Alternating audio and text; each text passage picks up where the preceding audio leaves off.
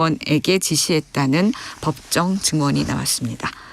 오늘은 전국이 대체로 흐린 가운데 비가 내리겠고 내일도 비가 오는 곳이 있겠습니다. 내일까지 예상 강수량은 강원 영동 30에서 80, 많은 곳은 100 이상, 강원 영서와 충청 지역 20에서 60, 강원 영서 중남부는 최대 70mm가 넘는 곳이 있겠습니다. 경기 남부는 20에서 60, 남부지방은 10에서 60mm의 비가 내리겠고 경기 북부 내륙, 경남 해안, 호남 해안은 최대 70mm 이상 비가 내리겠습니다. KBS 제1라디오 5시 뉴스 아나운서 태희경입니다. KBS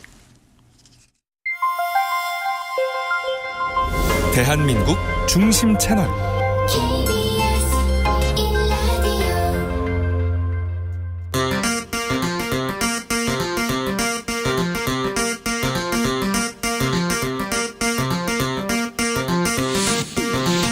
주진우 라이브.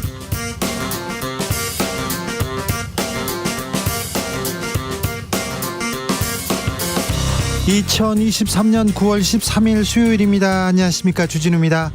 국방장관 신원식, 문체부 장관 유인촌, 여성가족부 장관 김행, 윤석열 대통령이 개각을 단행했습니다.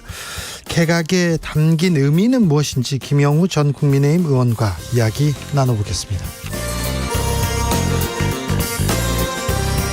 북러 정상이 러시아 보스토치니 우주기지에서 만났습니다. 푸틴 러시아 대통령 북한 위성 개발 돕겠다고 얘기했습니다. 한편 북한은 오늘 오전에 동해상으로 미사일 2발 발사했는데요. 지금은 글로벌 시대에서 북한의 노림수 살펴봅니다.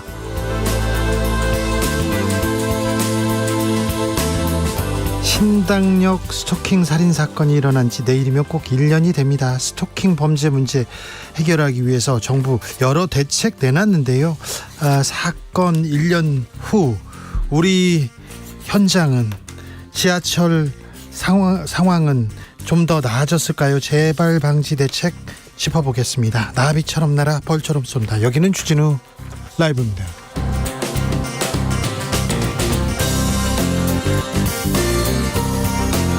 오늘도 자중자애, 겸손하고 진정성 있게 여러분과 함께 하겠습니다. 어제 춘천 하늘에 구멍, 싱크홀 같은 구름이 떴다 이렇게 하면서 좋은 징조인가 이렇게 해서 복권 샀어요, 그런 얘기도 있습니다. 요즘 어때요? 이렇게 물어보면요, 네, 좋은 일이 없어요, 어려워요, 이렇게 얘기하는 분들 많은데, 네, 참 좀 좋은 뉴스를 전해드려야 되는데 저는 고발장 받았습니다, 오늘. 네. 그러니까 저를 생각하고 고발 당하는 것보다 낫겠구나 이런 거 있잖아요. 정권 바뀌고 제가 네 번 갔나 5번 갔나 계속 좀 경찰서에 끌려다니고 쟤보단 낫다 이렇게 생각하시면 좀 행복해질 수도 있습니다. 자, 우울해요, 무기력해요 이런 생각 말고요, 주변을 좀 둘러봐서 구름 보고 나 기분 좋아졌어, 바람 보고 가을바람 불어 기분 좋아졌어, 이런 거 있습니까? 나만의 행운의 아이템 있으면 이렇게 알려주세요. 웃을 일 없고요, 기운도 안 나요, 그렇게 생각하지 말고 저는 이걸 보고 웃어요, 저는 하늘 보고 기운이 나요, 이런 것도 좀 알려주십시오. 문자는 샵 9730, 짧은 문자 50원, 긴 문자는 100원입니다. 콩으로 보내시면 무료입니다. 그럼 주진우 라이브 시작하겠습니다.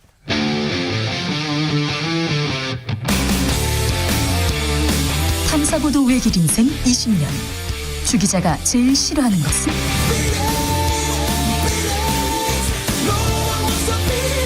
이 세상에서 비리와 부리가 사라지는 그날까지, 오늘도 흔들림 없이 주진우 라이브와 함께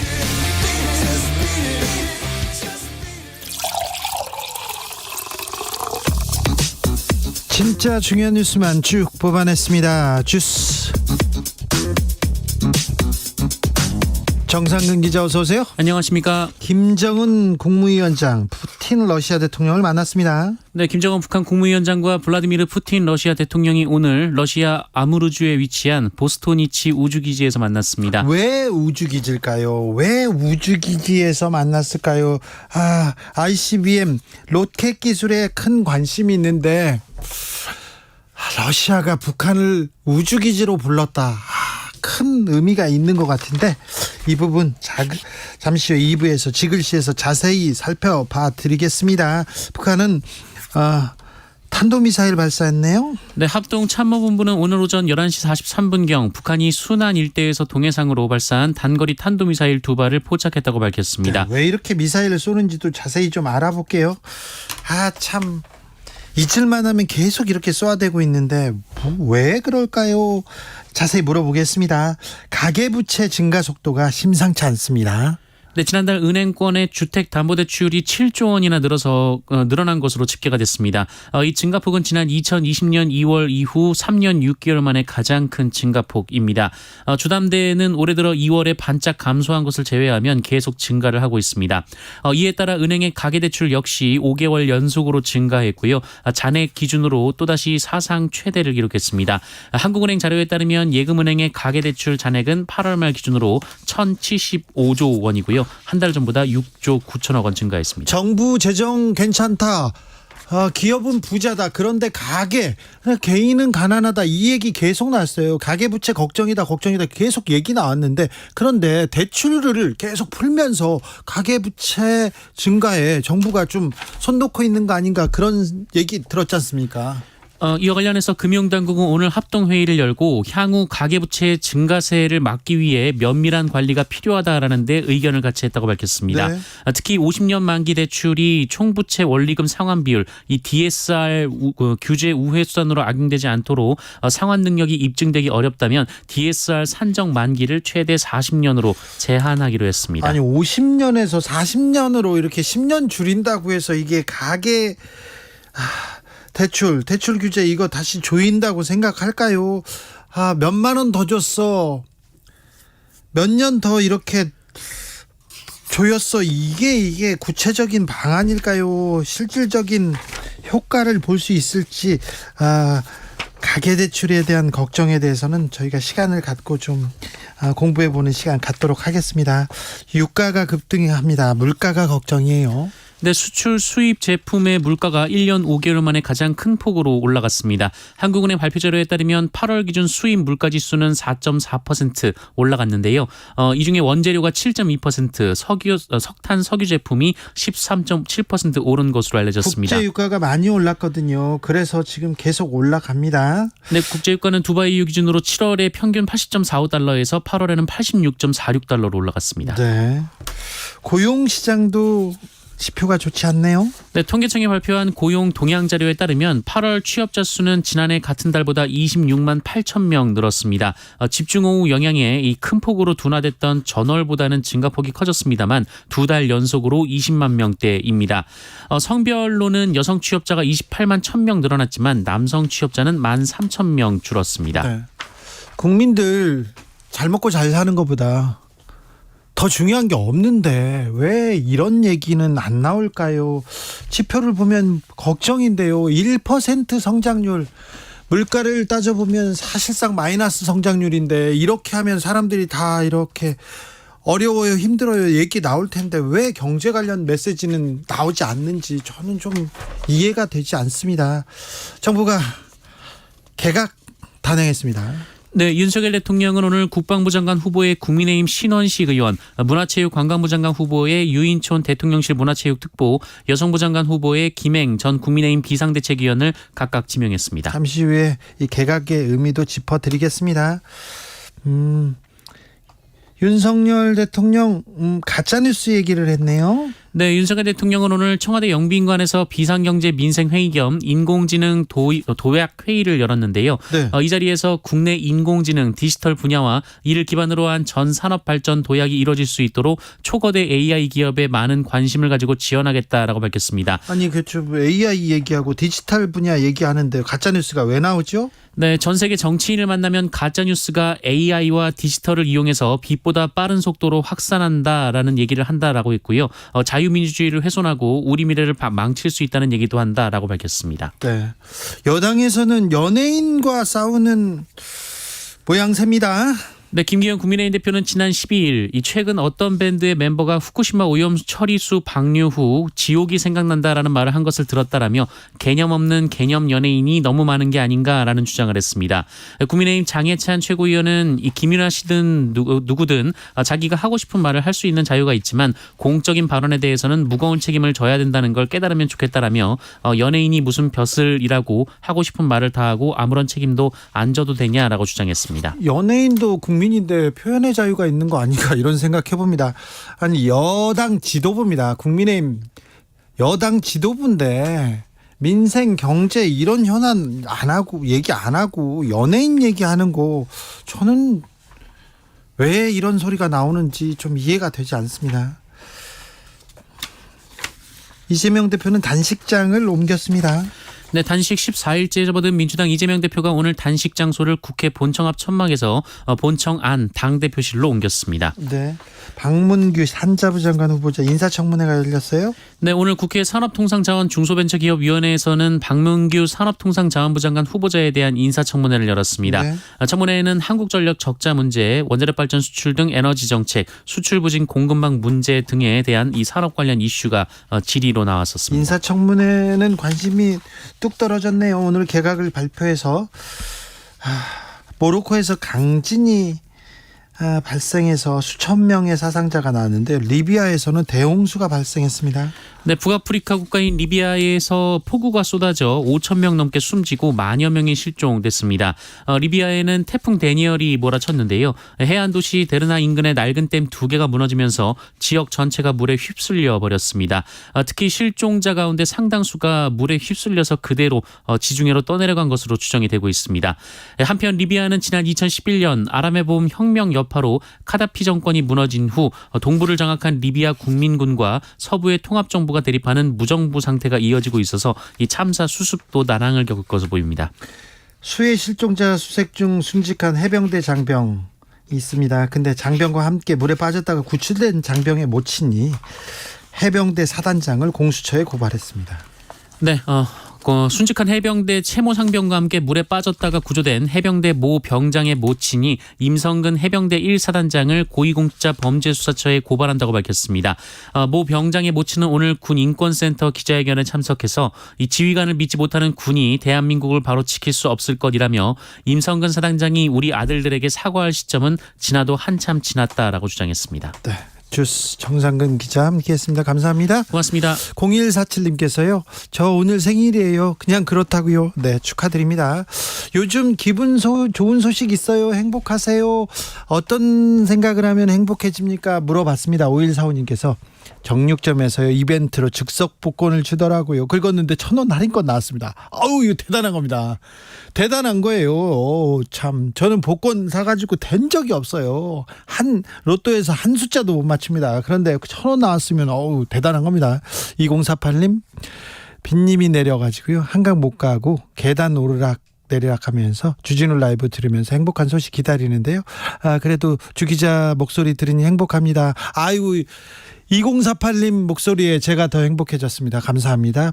3123님 아침 출근할 때요 저녁 퇴근할 때 지하철로 당산철교를 건넙니다. 아침에는 여의도를 배경으로 일출을 보고요 퇴근 때는 선유도를 배경으로 석양을 보는데 한편 하루 잘 살았다는 느낌에 만족합니다. 이것도 아름답네요. 네. 아침 이렇게 일출을 보면서 출근하고 오늘도 좋은 하루 만들어야지 하고 퇴근하면서 석양을 보면서 오늘도 무사히 잘했다 토닥토닥 네. 그래요. 네. 멋지십니다. 5994님 저는 이 시간을 매일 기다리는 경북 봉화에 사는 64세 할머니입니다. 64세면요 누나입니다. 지금 할머니 아니세요. 젊은데 왜 그러세요. 저는 남편이랑 딸과 사위 손자 둘 이렇게 같이 사는데요. 유치원 다니는 손자랑 같이 놀 때 손자의 웃음을 볼 때 진짜 행복합니다. 그죠? 그 사랑하는 아이의 그 웃음만 봐도 가만히 서 있기만 해도 다 그렇게 좋잖아요. 그렇게 행복하고 그러니까 누군가한테는 그런 사람이었어요. 아우 내가 살아서 뭐하냐 막 그렇게 생각하는 사람들 있잖아요.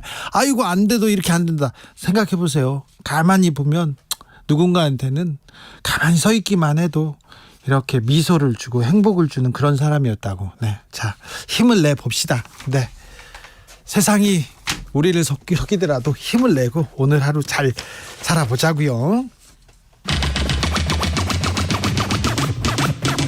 주진우 라이브.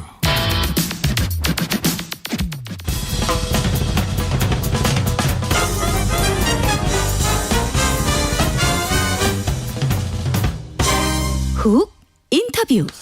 모두를 위한, 모두를 향한, 모두의 궁금증. 훅 인터뷰. 내일이 신당역 스토킹 살인 사건 1주기입니다. 직장 동료이자 영무원이었던 피해자를 이렇게 따라다니다가 지하철역 화장실 앞에서 살해한 사건, 화장실에서 살해한 사건입니다. 1년이 지났는데요. 우리 사회는 좀 안전해졌을까요? 지하철 그리고 이런 환경 좀 나아졌을까요? 물어보겠습니다. 공공운수노조 허유경 공공기관 사업국장님, 안녕하세요. 예, 안녕하세요. 먼저 네. 유가족분들에게 깊은 위로를 전합니다. 네, 위로를 전합니다. 지난 1년 동안 좀 변화가 있습니까? 서울시와 교통공사는 2인 1조 문제가 완전히 해결되었다고 발표했는데요. 실제로 설문을 해보니 6%만 그렇다고 동의하고 직원의 94%는 해소되지 않았다고 응답했습니다. 사실상 변화가 없었습니다. 그래요? 저 조사를 해봐. 직원들한테 안전해졌어 이렇게 물어봤습니까? 네네. 저희가 직원 1000여 명을 대상으로 설문조사를 했는데요. 네. 이 사건이 노동자가 안전하지 못한 일터에서 이제 젠더폭력이 된 사건이라서 저희가 1년이 지났는데 아무런 변화가 없어서, 이런 설문조사를. 변화가 없다고요? 예. 아니, 왜 이렇게 바뀌지 않았을까요? 2인 1조 순찰 만들어준다 이렇게 얘기했잖아요. 예, 2인 1조 순찰을, 그 내부 지침으로 이제 내놨는데요. 아시다시피 이 사건이 이제 그 서울시에서도 2인 1조 근무 대책을 내부 지침으로 내놨는데 내용을 좀 구체적으로 살펴보면 안전도우미를 충원한다고 했습니다. 근데 그 안전요원이 사회복무요원과 기간제 노동자와 같이 임시적인 인력을 배치하는 것이었습니다. 그 현장에서 사건 사고가 발생했을 때 신속하고 적극적인 판단이 필요한데 기간제 노동자나 사실 사회복무요원은 권한과 책임이 적은 분들입니다. 네. 예, 그렇게 이제 책임이 따르는 적극적인 대처가 힘들 수밖에 없고 순찰 시 이제 현장에 발생하는 문제점을 개선하는 것에 대한 의견을 낼 수가 없는 거죠. 고용이 이제 불안한 이런 기간제 노동자들이 한계가 있을 수밖에 없는 거라 사실은 그 현재 대책이 책임감 있는 역직원을 충원하지 않기 때문에 그렇습니다. 생각해보면요, 2인 1조만 잘 지켰어도 구의역 김군, 태안화력발전소 김용균 이거 다 막을 수 있었잖아요. 예, 맞습니다. 사실 2인 1조 수칙은 이제 기업의 내부 지침 정도가 아니라, 그러니까 저희가 계속적으로 이것을 법제화한다고 요구하고 있는 것이기도 한데요. 네. 그래서 최소한 위험 작업에 대해서는 이걸 법제화되게 만들어서 정부와 사업주가 이제 예방과 대처를 신속하게 하고 이를 지켜지지 않을 때는 처벌을 할 수 있는 제재가 있어야 되는데 그것이 없기 때문에 사실 이렇게 2인 1조 수칙이 지켜지지 않고 있는 것입니다. 지하철 공사, 지하철에서 조금 안전해졌습니까? 보호 장비 이런 거는 좀 나눠줬습니까? 실제 방검복이랑 호루라기가 지급이 되었는데요. 호루라기는 줬어요. 네.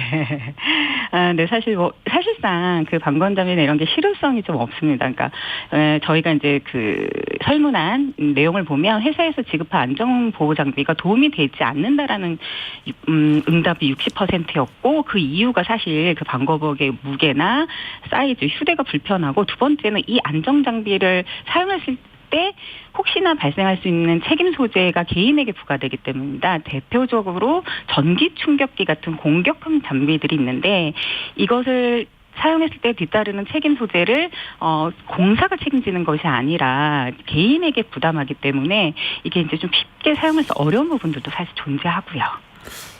네. 직원들이 1년이 지났는데 안전하지 않다고 이렇게 느낍니까? 네, 거의 저희가 72%가 일할 때 충분히 안전히 보호받지 못하다고 응답을 했는데요. 이유는요? 예, 가장 큰 이유로는 소란자나 치객 등의 위협적인 행동에 대응하기가 어렵다라고 답했습니다. 그러니까 저희가 작년에 현황을 조사해 보니까 폭언과 폭행 피해를 당한 지원이 2021년에 201명, 작년에 239명이었습니다. 그러니까 바로 3일에 2번꼴로 발생하는 거죠. 그리고 최근에는 그 지하철역에서 범죄 글도 올라오고 있잖아요. 네네. 그래서 더 걱정이에요. 그렇죠. 그래서 실제로 2호선에서는 실제 흉기 난동 사건도 있었고 했는데요.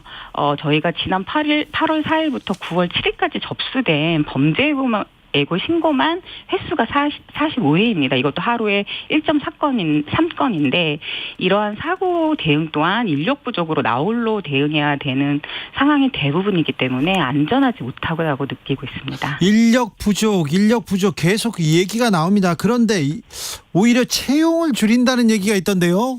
네, 맞습니다.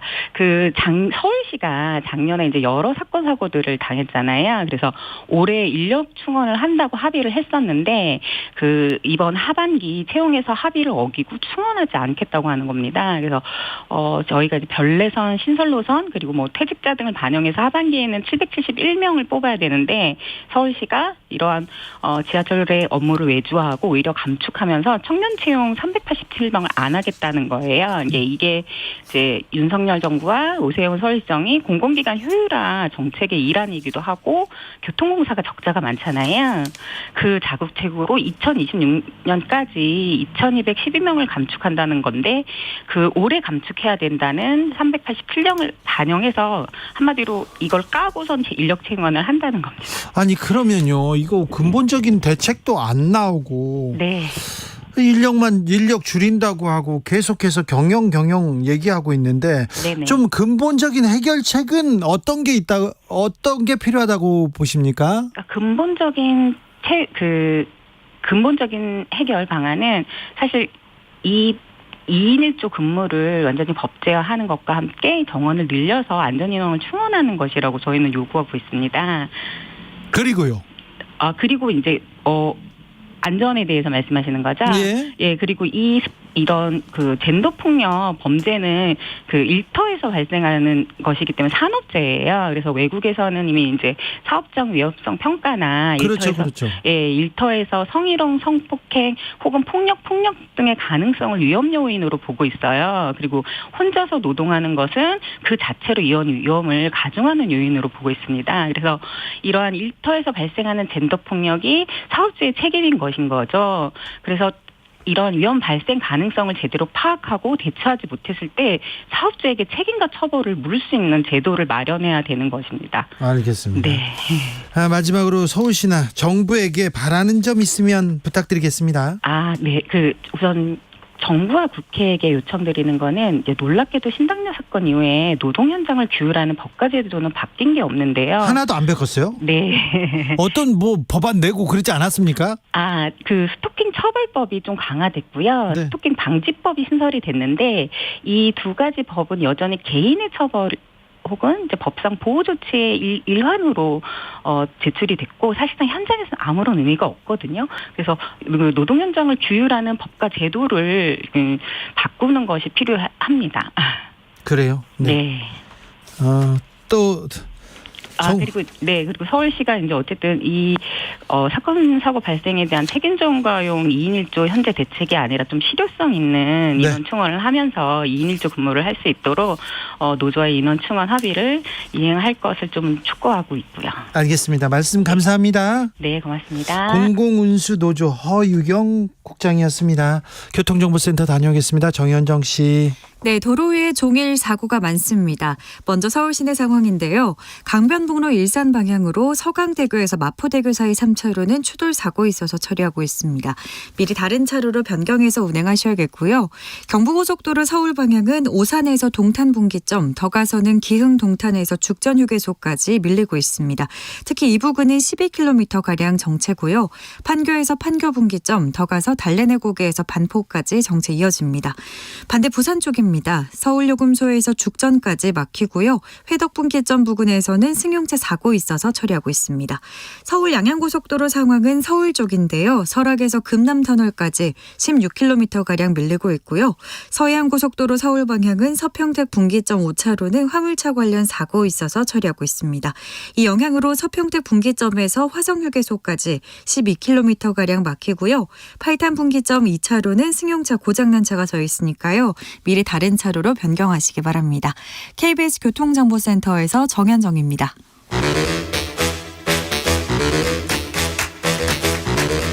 이것이 혁신이다. 여야를 내려놓고 관습을 떼버리고 혁신을 외쳐봅시다. 다시 만난 정치 공동혁신구역. 수요일 주진우 라이브는 정쟁 비무장지대로 변신합니다. 대한민국 발전을 위해서 날선 공방은 환영합니다. 주진우 라이브가 지정했습니다. 여야 혁신위원장 세 분 모셨습니다. 먼저 김용태. 네, 안녕하세요. 국민의힘 김용태입니다. 류호정. 네, 정의당 류호정입니다. 그리고 용해인. 네, 기본소득당 용해인입니다. 한 주 어떻게 보내셨어요? 잘 보내셨어요? 어떻게 보내셨어요? 네. 네, 잘 보냈습니다. 네. 잘 어떻게 보내요? 총선 보내고 준비는 있는데. 어떻게 하고 있어요? 뭐 고민하고 있고요. 네. 예. 고민만 할 거야? 방송만 출연하고 그럴 거예요? 저는 이제 뭐 지역을 좀 많이 고민하고 있는데 네. 아무래도 이제 포천 가평 쪽을 좀 진지하게 많이 고민하고 있습니다. 네. 이제 뭐 결정한 것은 아닌데 긍정적으로 고민하고 있고요. 왜냐하면 이 지역이 이제 아버지 어머니 양가의 고향이기도 하고 그럼 제가 고향이네. 초등학교를 졸업했고 초등학교 6년을 또 살았던 지역이고 물론 이제 서울에서 보낸 시간이 많긴 하지만 그럼에도 불구하고 이제 유년 시절을 보냈던 지역이고 경기 북부 지역이 사실 경기 남부에 비해서 많이 소외되어 있던 것도 사실이고요. 그래서 네. 고향으로 돌아가서 뭐 발전에 기여할 수 있는 부분이 있을지 많이 좀 긍정적으로 고민하고 있습니다. 류호정 의원은 저기 분당에서 뭐 강연도 하고 막 그러시더라고요. 아, 네. 제가 분당 야탑에 지역 사무실이 있거든요. 산지도 네. 뭐 한 10여 년 됐고 사실 그래. 취업하면서 쭉 살았죠. 네. 안철수 의원님 계신 곳인데 네. 분당 갑에서 열심히 준비를 하고 있습니다. 거기는 안철수 의원님 나오신답니까? 김은혜 수석이 나오신답니까? 안철수 의원님께서 이렇게 완고하신 것 같던데요. 제가 알기로는. 그래요? 네. 아니 그분은 그렇게 얘기하는데 어떻게 될지 모르잖아요.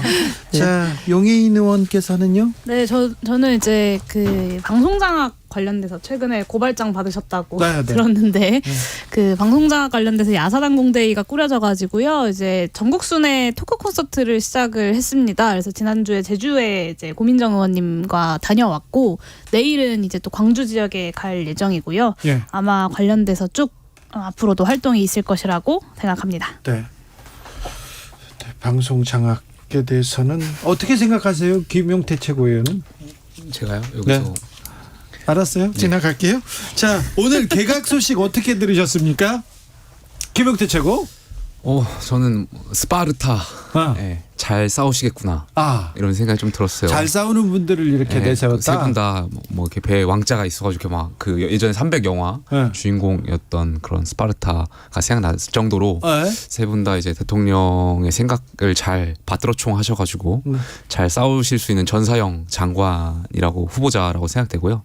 다만 여당에서도 좀 많은 우려가 있어요. 특히 유인촌 지명자 같은 경우는 젊은 분들도 유인촌 장관 지명자는 잘 알더라고요. 많이 알아요. 그러니까 이미 MB 정권 때 평가가 이제 한번 되신 분인데 이제 윤석열 정권에 다시 기용하는 것이 과연 윤석열 대통령께서 지향하려고 했던 그런 가치와 이제 부합하는 것인가에 대한 여당 내 좀 우려가 있고요. 네. 이런 비판도 있었어요. 그러니까 문재인 정권을 닮아가는 기시감이 있다. 무슨 말이냐면 문재인 정권에서 이제 노무현 정권 때 실패했던 부동산 정책의 인사들을 기용했었잖아요. 또 다시 실패했지만. 아유, 또 그러니까 용케 찾아왔네요. 윤석열 정권이 네. 이제 이명박 정권 때 했었던 인사들을 이제 기용하면서 네, 그러한 부분을 우려하시는 부분들이 있는데 아무래도 그래도 인사에 대한 부분은 대통령의 판단도 존중해야 하니까요. 좀 네. 지켜봐야 될 것 같습니다. 마지막에 굳이 또 존중을 덧붙이는 걸 들으면서 참 마음이 아픈데요. 저는 그렇게 좀 평가하고 싶어요. 최근에 김기현 대표가 그 한 가수의 발언을 두고 개념 없는 개념 연예인이다. 조금 이따 물어보려고 했어요. 얘기를 네. 하셨는데 네. 저는 이 개각이야말로 개념 없는 개각이다라는 생각이 좀 들었습니다. 이 윤석열 대통령식의 인사 기조를 보면 참 한결같은데요. 그러니까 이 사람만큼은 안 치면 안 된다라고 하는 사람들을 정말 쏙쏙 골라서 잘 안 치시거든요. 뭐 예를 들면 언론장악 기술자인 이동관 씨를 방송통신위원장에 앉힌다거나 아니면 보수 유튜버 김영호 씨를 통일부 장관 자리에 앉힌다거나 아니면 누라이트 출신 김광동 씨를 진실화해 위원장에 앉힌다거나 오늘의 개각도 사실은 마찬가지였다. 다른 의미로 좀 어떻게 저런 인물만 골라왔지 싶은 생각이 들어서 박수가 나올 것 같습니다. 완전히 거꾸로 가는 인사라는 생각이 드는데요. 뭐 거꾸로 2번 타는 보일러 아니고 거꾸로 2번 타는 장관인 거죠. 네. 완전 이제 싸움판으로 태워버리시는 거 아닌가.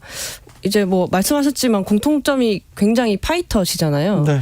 사실 국무위원이라는 자리가 싸우는 자리는 원래 아니고 정책을 만들고 집행해야 하는 장관이라 하면 원래는 기본적으로 야당과 뭐 대화도 하고 협치도 하고 할 수 있어야 되는데 지금 뭐 노협치가 뭐 VIP의 뜻이라고 하니까 이런 식으로 돌아가는 게 아닌가 싶고 특히 저는 문체위거든요. 네.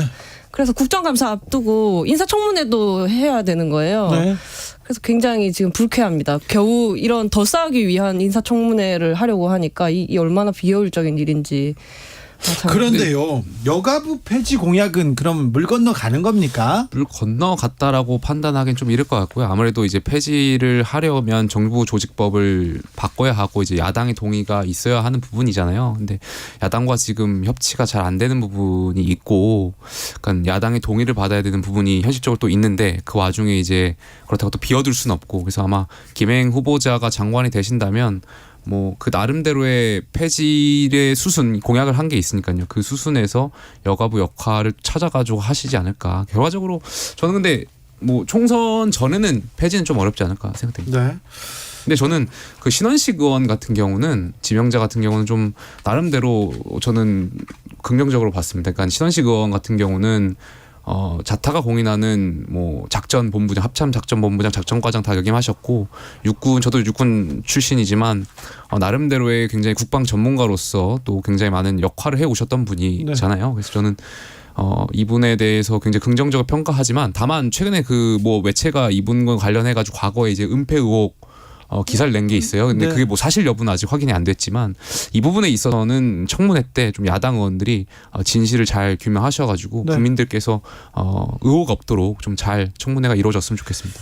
친원식 장관 후보자는 자타가 공인하는 태극기 부대에서 강성 발언 쏟아낸 걸로도 좀 유명하죠. 네, 신원식 의원 저는 가장 부적절한 인사 중 안 부적절한 인사가 어디 있겠냐마는 이분이 홍범도 장군 흉상 논란 이전 논란을 가장 먼저 얘기하신 분이거든요. 근데 이분을 이 국면에 국방부 장관에 앉히겠다는 것은 홍범도 장군 관련된 논란을 비롯한 이런 역사 전쟁을 앞으로도 윤석열 대통령이 계속하겠다라는 의지로 해석할 수밖에 없기 때문에 이 신원식 의원이 뭐 얼마나 이 군사와 관련돼서 군대와 관련돼서 능력이 있는 분인지와 상관없이 윤석열 대통령의 이 극우적 행보를 더 뒷받침하겠다라는 인사로 읽을 수밖에 없을 것 같습니다. 역사 이념 뭐 홍범도 장군 흉상 얘기 더 할까요?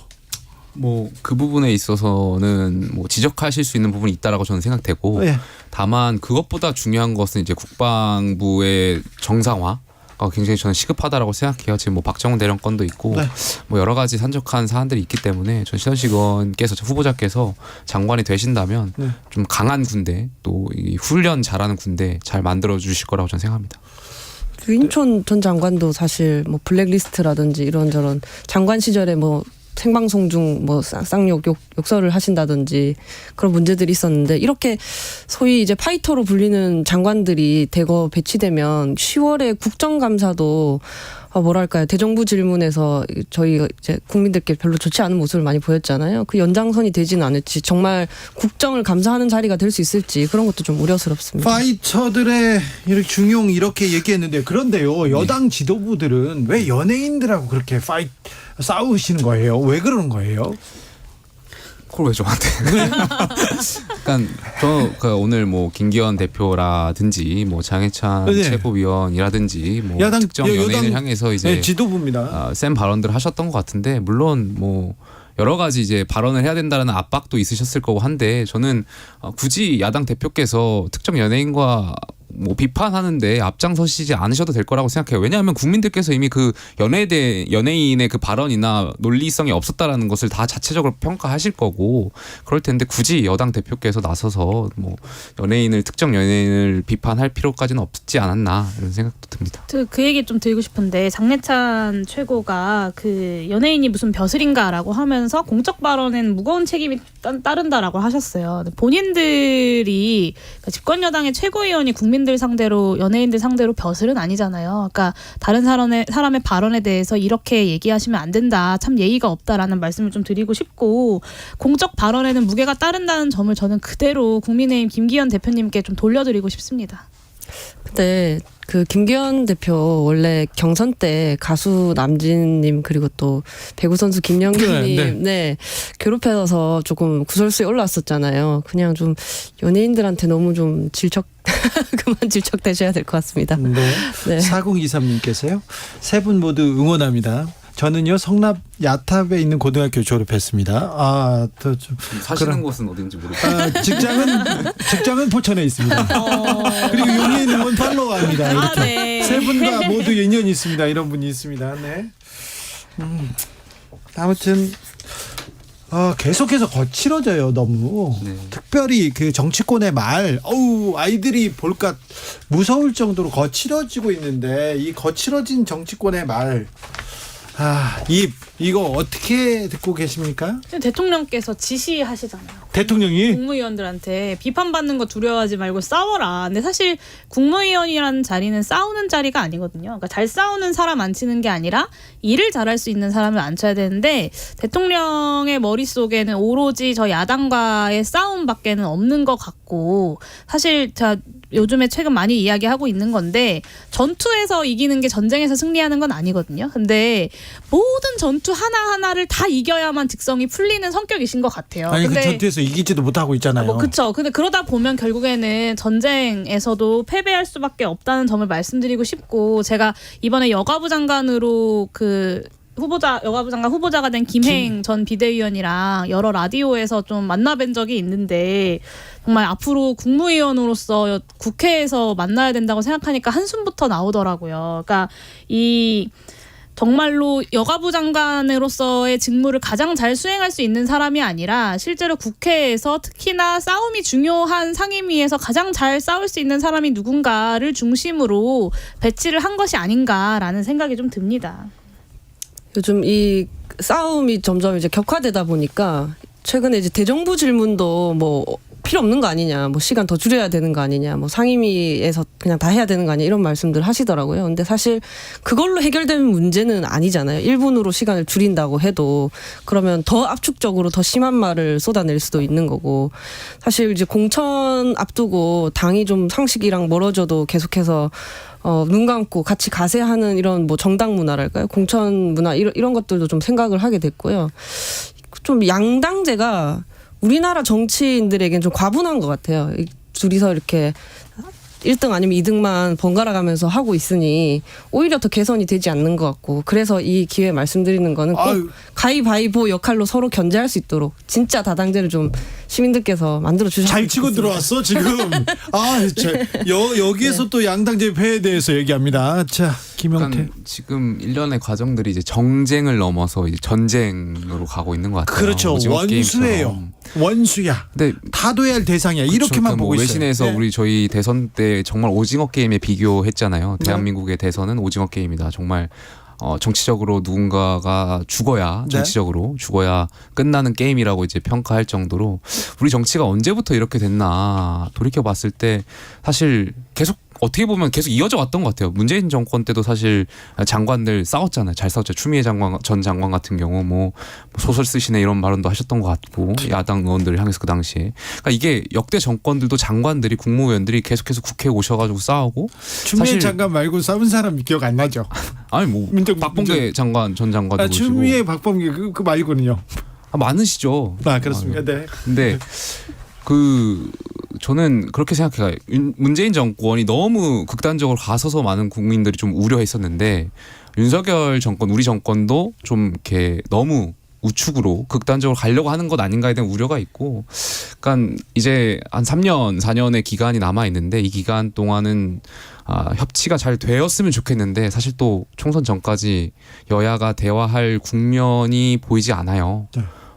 국감이 있고 야당 대표가 단식하고 뭐 또 체포동의안 예측되고 단식하고 있으니까 손을 잡기 어떻습니까? 건강을 묻기 지금 좋은 조건 아닙니까? 저는 뭐 여당 지도부, 물론 제가 야당 대표를 비판하지만 여당 지도부는 가셔가지고 이제 위로하고 단식을 중단하고 이런 행동들을 보여줬으면 참 좋겠다라는 생각이 있는데, 김기현 대표도 나름대로 좀 가기 어려운 뭐 그런 환경들이 있는 것 같아요. 야당 대표가 이제 피의자 신분이고 하다 보니까 여러 가지 이제 고민을 하시는 것 같은데, 네? 그럼에도 불구하고 저는 여당 지도부가 가셔가지고 좀 이야기를 하셨으면 좋지 않을까 하는 생각이 있습니다. 가기 어려운 사정이 있는 것 같다고 말씀하셨는데 상황이 네. 저 그 말에 100% 동의하고요. 김기현 대표 요즘에 말이 굉장히 거칠어지고 막 사형 이런 얘기 하잖아요.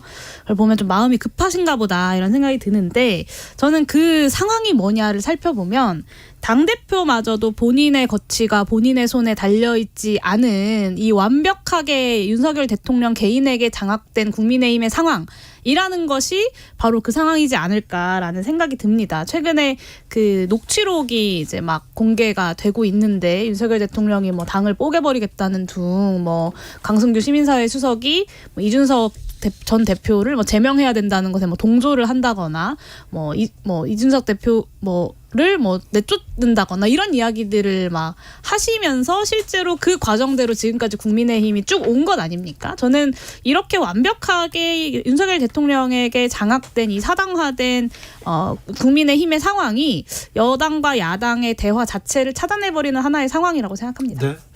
이명박 전 대통령이 강연에 나섰습니다. 수년간 여행하고 돌아왔다. 오지 여행하고 돌아왔다. 이 소식은 어떻게 들으셨어요? 앵커께서 저 이명박 전 대통령 너무 사랑하시는 것 같아요. 근데 저는 전문가잖아요. 저는 전문가죠. 뭐 논문을 쓰라면 5편 씁니다. 바로. 뭐 전직 대통령들도 이제 아무래도 본인들과 함께 하셨던 분들이 내년 총선에서 역할하시려고 하는 분들이 주변에 많으실 거고, 장관도 많이 되셨고, 뭐 이명박 전 대통령이나 박근혜 전 대통령이나 주변에 이제 총선 출마하려고 하는 분들이 많으신 걸로 알고 있고, 아무래도 그분들에게 또 힘을 실어주기 위해서라도 뭐 그 힘을 어떻게 실어주실지 모르겠지만 힘을 실어주기 위해서라도 이제 공개 행보를 좀 적극적으로 하실 타임이라고 저는 생각돼요. 그분들 입장에서. 네. 그러다 보니까 이제 강연도 하시고 하는 것 같고요.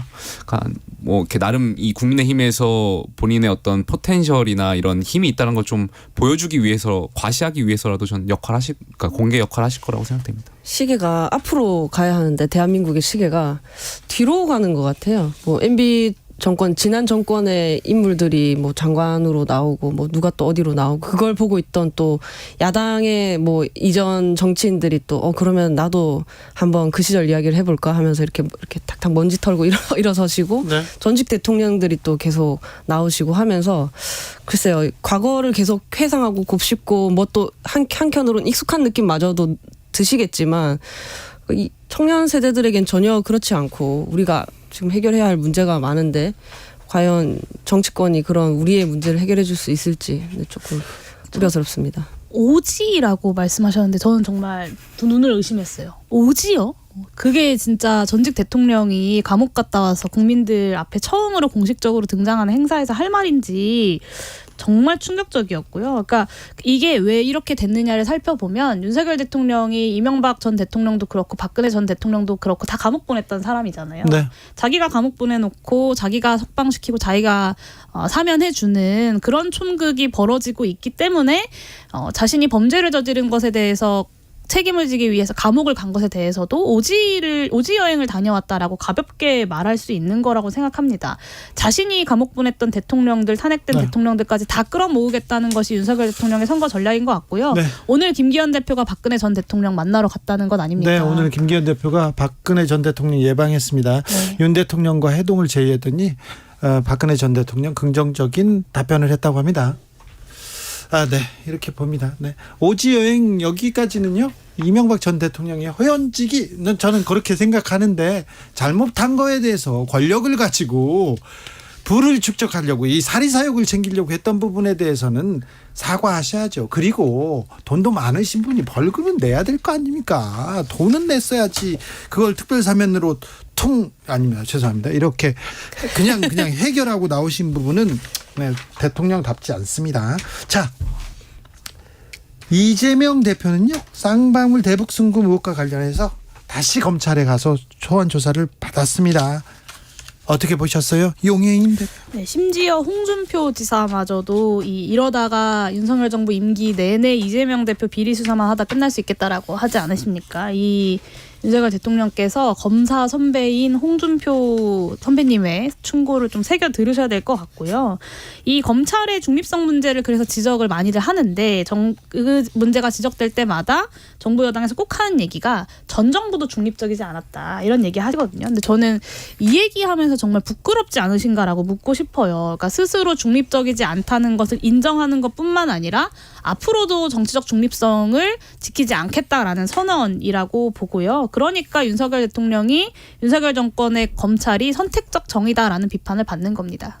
일단 뭐 용해인 의원이 지적하신 그 빨리 이 수사가 마무리됐으면 좋겠다라는 발언은 전 동의합니다. 빨리 끝내야 하는 것이 국민들한테 더 이익이 될 거라고 생각되고. 맞아요. 검찰한테도 도움이 되고요. 모든 국민한테도 도움이 됩니다. 두 번째로 일단 그 이재명 대표가 이 건 쌍방울 건과 관련해서 이제 두 번에 걸쳐서 갔었던 이유는 본인께서 자초한 측면이 있었잖아요. 그러니까 첫 번째 때 그 피의자 신문조서에 날인을 거부하시면서 그러니까 또 가셔가지고 날인을 해야지만이 이것이 효력을 갖기 때문에 갈 수밖에 없었던 상황이었던 것이고, 다만 저는 어제 이재명 대표가 증거를 제대로 검찰이 내세우지 못했다라는 것은 동의하기 좀 어려울 것 같아요.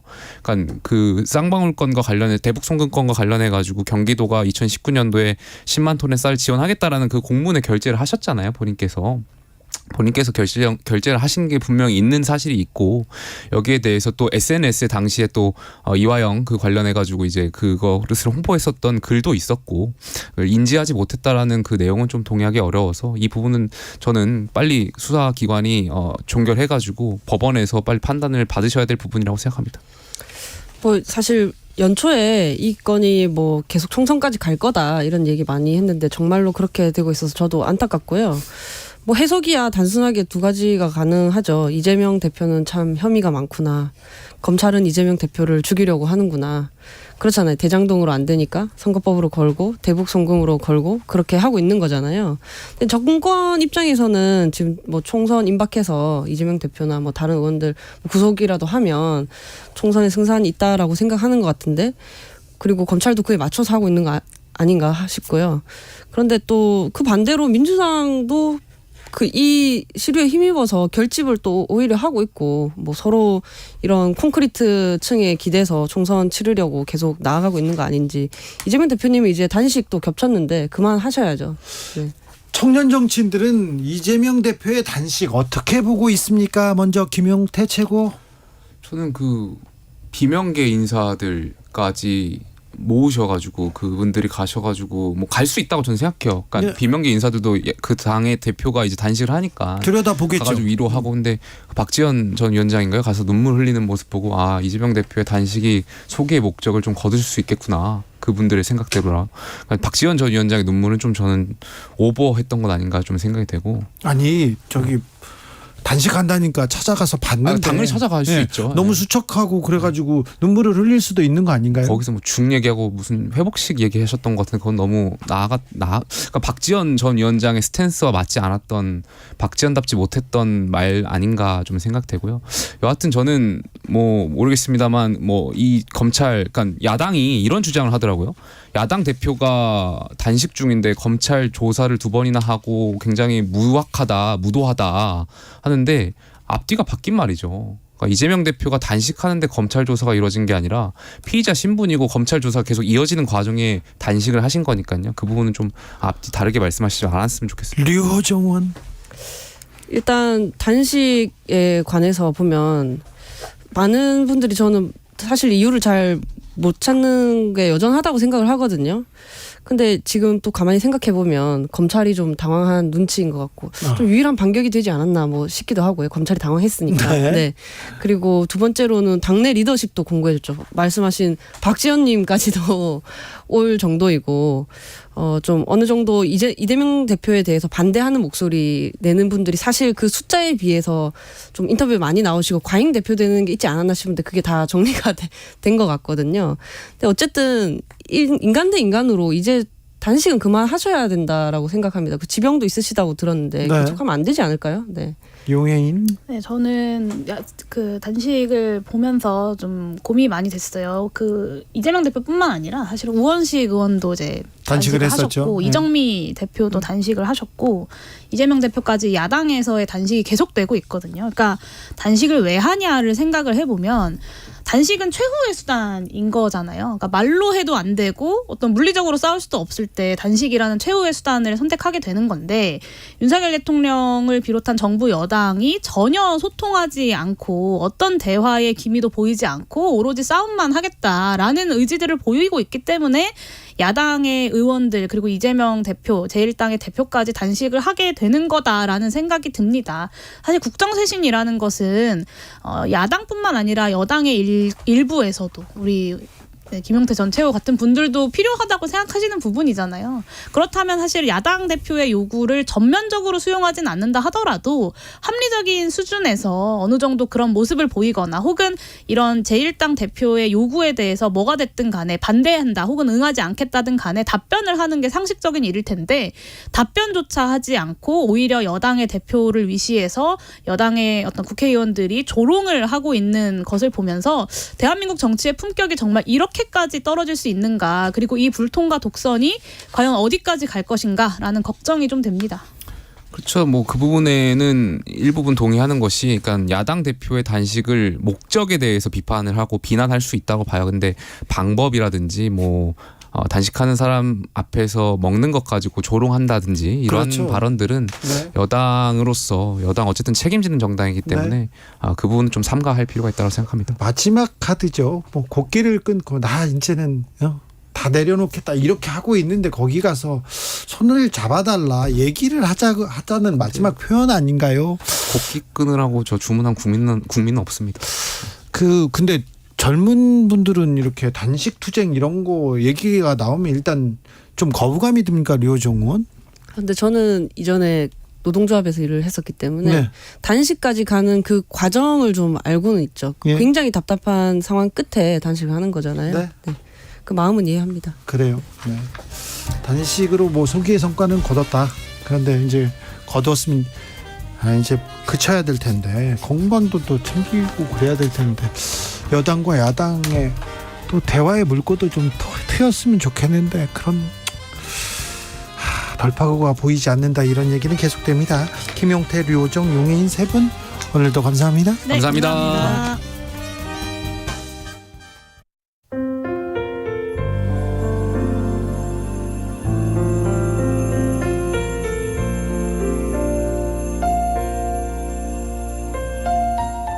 KBS 라디오 연중기획 희망충전 대한민국 551번째 이야기. 안녕하세요. 아나운서 이현주입니다. 15살 영진이의 꿈은 병을 고치는 의사입니다. 이런 꿈을 꾸게 된 이유, 바로 사랑하는 가족을 지키고 싶기 때문인데요. 3년 전 영진이 가족에게 연이어 닥친 불행. 여동생은 백혈병과 뇌전증이 재발했고 사랑하는 아빠는 급성 췌장암으로 가족의 곁을 떠났습니다. 몸과 마음을 추스리기도 전에 가장이 된 엄만 아픈 딸과 영진이 걱정에 단 하루도 마음 편할 날이 없었는데요. 어려운 상황 속에서도 공부를 곧잘 하는 영진이. 영진이의 꿈에 날개를 달아주고 싶지만 어둡고 막막한 현실이 가슴 아프기만 합니다. 영진이네 가족이 희망의 빛을 향해 나아갈 수 있도록 여러분이 두 손을 꼭 잡아주세요.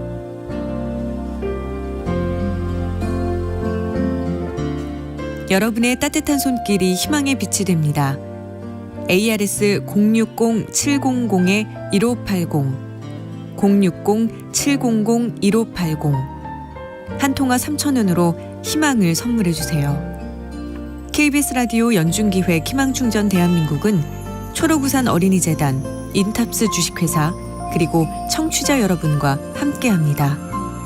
ARS 060-700-1580 한 통화 3,000원입니다.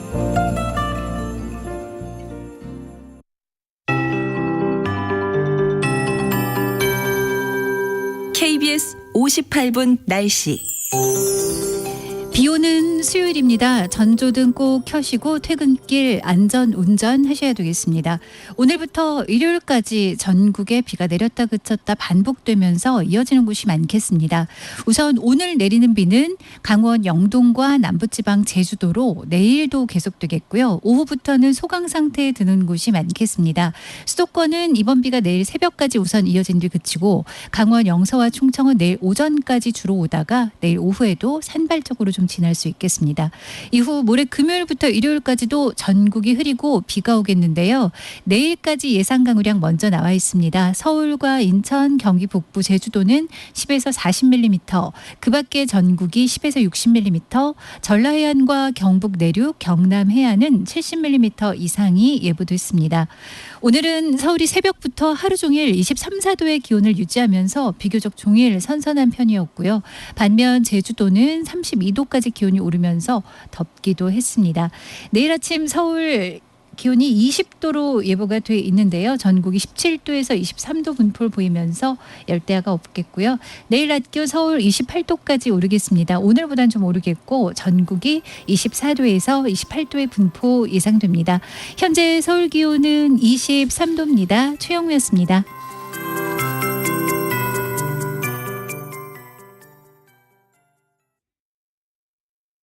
정성을 다하는 국민의 방송 KBS가 6시를 알려드립니다.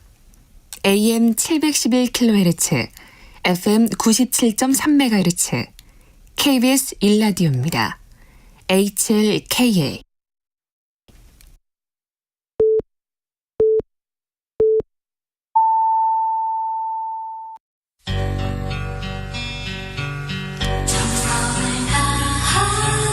정성을 다하는 국민의 방송 KBS 주진우 라이브. 그냥 그렇다고요. 이 시각 라디오 정보센터 뉴스입니다. 김정은 북한 국무위원장과 푸틴 러시아 대통령이 아무르주 보스토치니 우주기지에서 4년 5개월 만에 다시 정상회담을 가졌습니다. 이에 앞서 북한은 오늘 오전 동해상으로 단거리 탄도미사일 2발을 발사했습니다. 윤석열 대통령은 오늘 국방부 장관 후보에 국민의힘 신원식 의원, 문화체육관광부 장관 후보에 유인촌 대통령실 문화체육특보, 여성가족부 장관 후보에 김행 전 국민의힘 비상대책위원을 각각 지명했습니다. 야권은 대통령으로 향하는 의혹을 잘라내기 위한 꼬리 자르기 개각이라고 비판했습니다. 철도노조가 수서행 KTX 운행 등을 요구하며 내일부터 나흘간 1차 총파업에 돌입합니다. 내일 출근길부터 수도권 전동차와 KTX 일반 열차 운행에서 일부 차질이 예상됩니다.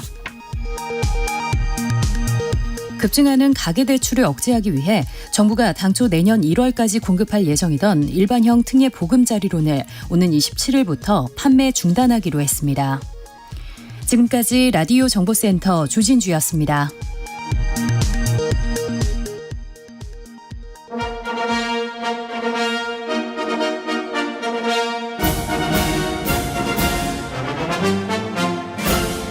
진짜 보수의 진짜 나라 걱정, 이것이 보수다. 자, 보수의 핵심입니다. 이명박의 핵심인데 김영우 전 국민의힘 의원 모셨습니다. 어서 오세요. 네, 안녕하세요. 반갑습니다. 이명박계 친이계들은 다 이렇게 장관하고 그러시는데 우리 의원님은 주진우 라이브에 오셨습니다. 자, 개각이 있었습니다. 어떻게 보셨습니까? 잘 봤습니다. 잘 봤어요? 제가 이제 신원식 그 의원은 잘 알아요. 네. 국방위원장 하셨고 그때부터 아셨어요? 네, 그럼요. 네. 그리고 그분이 이제 그 민간 그러니까 전역하고도 제가 아주 여러 번 만나서 네.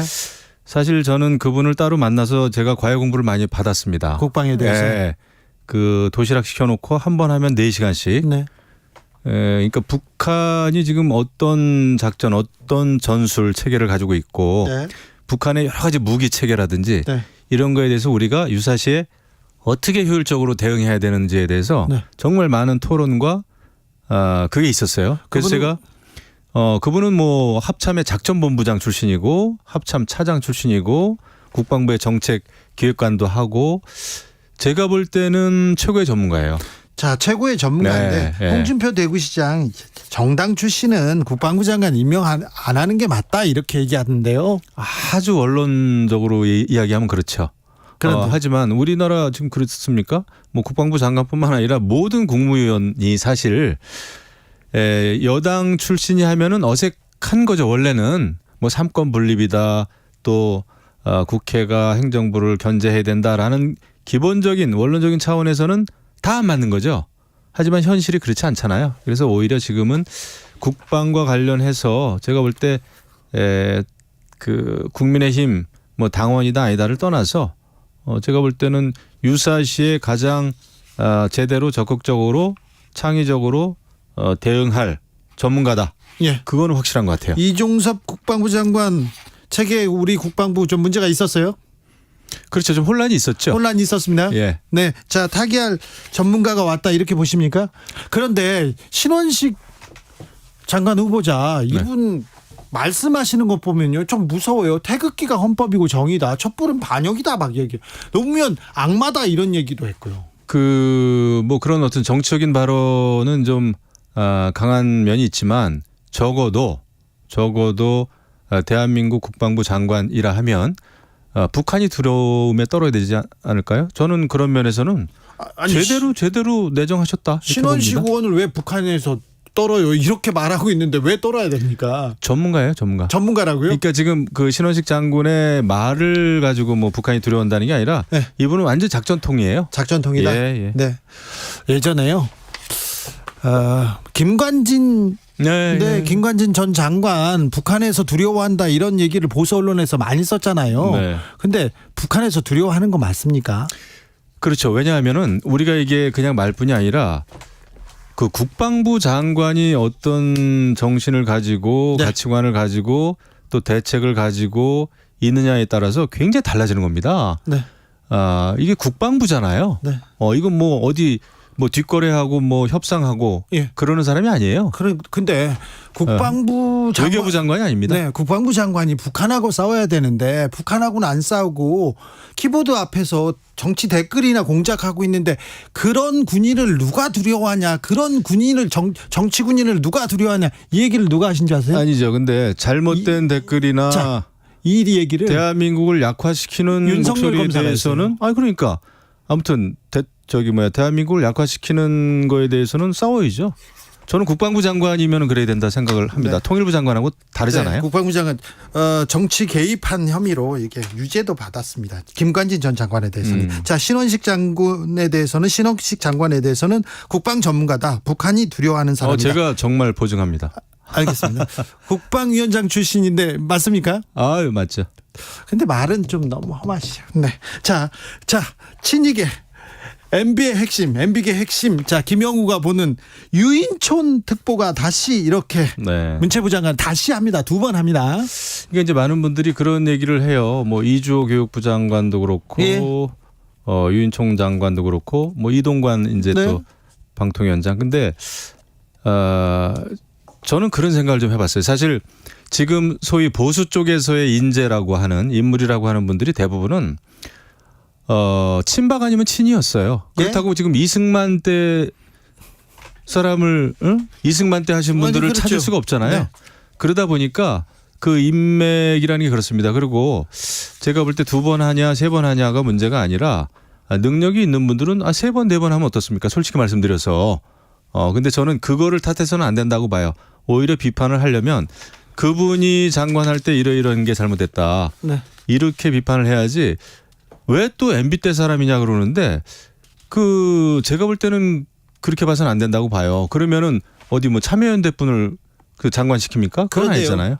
유인촌 장관 시절에 뭐 문화체육 그쪽 잘 됐다 뭐 좋았다 그런 얘기는 별로 기억에 남지 않습니다. 저는 기억에 남아요. 기억에 남습니까? 그 제 기억에는 네. 그분이 그러니까 MB 서울시장 하실 때 네. 아마 초대 그 서울문화재단 대표이사인가 하면서 매우 가까웠죠. 예, 하면서 굉장히 그 조직 장악 능력이라 그럴까? 업무 파악 이런 게 굉장히 세고 제가 느끼기에는 유인촌 특보의 장점은 경험과 네트워크입니다. 예, 문화예술인으로서 단순히 그냥 주어진 주어진 배우로서의 역할만 한 게 아니고 그 모든 거를 기획하고 연출하고 그다음에 굉장히 다양한 그 경험과 네트워크가 있어요. 오히려 지금 정부 또는 뭐 문재인 정부도 마찬가지입니다만은 K컬처 이런 거 굉장히 지금 중요시하는데 그런 그 K컬처, K문화 산업에 맞는 분이에요. 잘 아실 겁니다. 제가 유인촌 장관 시절에 이렇게 뵌 적이 있었는데 그때 여자 연예인 얘기를 했었어요. 근데 매우 뭐라고 해야 되나요? 현실과 좀 동떨어져 있다. 그거는 본질적인 문제 지적이 아니죠. 아니요. 자 그런데 제가 그런데 또 어떤 부분이 보였냐면 굉장한 자신감이 보였어요. 그럼 좋은 일이죠. 그때, 예, 자신감이 보였는데 이명박 대통령의 신임을 받고 그래서 굉장히 자신감까지는 좋은데 국회에 나와서 카메라 앞에서 국민들 앞에서 막 찍지 마 성질 뻗쳐서 이런 너무 강한 인상으로 남아 있습니다. 바로 또 사과도 하셨습니다. 바로 사과했어요. 예, 그거 기억 못 하세요? 사과했죠. 그럼요. 네.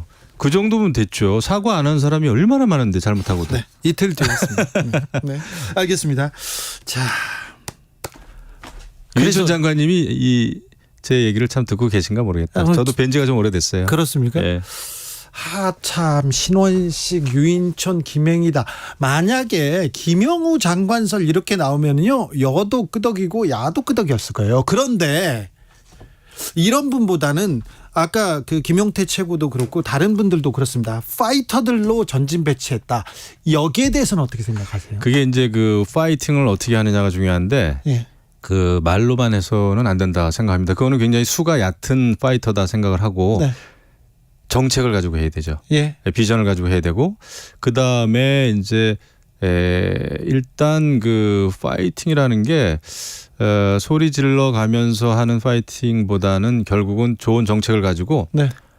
이 마음을 사야 되는 거잖아요. 그렇죠. 그 분야에 네. 종사하는 많은 사람들 또 국민들의 마음을 사야 되는 거기 때문에 그런 게 이제 겸비가 돼야 되는데 네. 저는 그렇게 하실 거라고 믿어요. 그렇습니다. 그렇습니다.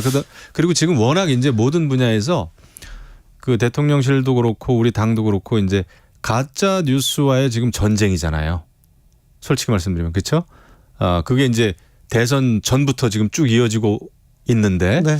그런 측면에서 제대로 좀 그런 그 가짜 뉴스에 편승하는 분위기를 막아달라라는 그 대통령의 그런 뜻도 있지 않을까? 그런데 정부 여당이 민생 챙기고 국민들 경제 챙기고 막 그래야 되는데 지금 전쟁 오늘 대통령도 가짜뉴스 얘기 나왔어요. 그리고 이렇게 개각하면 다 국민들이 이렇게 전쟁하는 정부구나 이렇게 생각할 거 아닙니까? 우리가 조금 더 생각하면 네. 예를 들면은 지금 일본 오염 처리수라고 요새 하지만 오염 처리수 문제에 대해서 가짜 뉴스가 만약에 횡행한다. 그래가지고 수산업이 망하고 수산물을 먹지 않는다. 이렇게 되면은 이게 민생입니다. 그래서 그 가짜 뉴스라는 게 단순히 그냥 이렇게 추상적이고 이상적인 차원에서 벌어지는 일이 아니라 민생하고 연결되어 있는 가짜 뉴스가 너무 많은 거예요. 자, 가짜 뉴스 그런 차원에서 아마 지금 대응을 하려고 하는 것 같아요. 가짜뉴스에 대응하겠다. 이거는 없애야 된다. 아니면 단호히 처리하겠다. 여기까지 좋아요. 네네. 그런데 과실치사다, 일금살인죄다, 반역죄다, 사형처해야 된다. 이게 말이 너무 거칠어가지고요. 국민들 이렇게 듣다가 무서워라. 과실치사? 그게 무슨 말씀이죠? 선거 공작했다. 이거 과실치사다. 사형처해야 된다. 막 1급 반역죄다. 이렇게 나오잖아요. 정치인의 발언이니까요. 네. 근데 너무 거친 거 아닌갑니까? 제가 볼 때는 대선 공작 자체가 너무 거칠죠. 그게 너무 큰 문제였죠. 근데 어떻게 그런 그 공작 그 가짜 뉴스가 여태까지 뭐라 그럴까 효과를 발휘했다는 것 자체가 이상한 거 아니에요? 효과를 발휘했으면 윤석열 대통령이 발휘했음에서도 된 거죠. 했음에도 불구하고 됐는데 예. 저는 놀랐어요. 그 언론에서 어떻게 그런 악마의 편집을 할 수 있을까? 뭐 주어하고 동사 이걸 완전히 다른 주어를 다른 동사에 갖다 끌어 편집을 하고 막 그랬더만요. 커피를 타지도 않은 사람이 커피 탔다 그러고. 커피를 탔다 그 보도를 한 언론사는 다른 데였고요. 그럼 그렇습니다. 뉴스타파에서는 커피를 탔다 이 부분은 아예 삭제가 돼 있었죠. 편집이 돼 있죠. 네. 자, 이것도 좀 물어봐야 되겠습니다. 이재명 대표는 단식 중인데 검찰 조사에 나섰습니다. 두 번 이렇게 조사 받았는데 검찰 조사 어떻게 보셨습니까? 그리고 앞으로는 어떻게 진행될 것 같습니까? 다들 이제 이재명 대표가 단식을 하는데 출구가 뭐냐 이거를 묻더라고요. 네. 근데 저는 오히려 이재명 대표의 출구가 문제가 아니라 민주당의 출구를 막고 있는 게 이재명 대표예요. 사실 대선 이후에 대선 패배하고 난 다음에 민주당이 여러 가지 일들 뭐 당내 개혁뿐만 아니라 민생 챙기기 물론 야당으로서 그런 걸 했어야 되는데 1년 넘도록 내내 이재명 당대표와 또 돈봉투 연루된 의원들의 방탄국회를 계속 지금 방탄국회를 해오면서 민주당이 출구가 없어진 거예요. 그러니까 이재명 당대표의 그 단식조차도 지금 그렇게 설득력이나 진정성이 읽혀지지가 않잖아요. 물론 뭐 정치인이 굶는다고 하는 거는 안타까운 일이지만은 네. 지금 민주당이 출구가 없지 않습니까? 왜? 누구 때문에?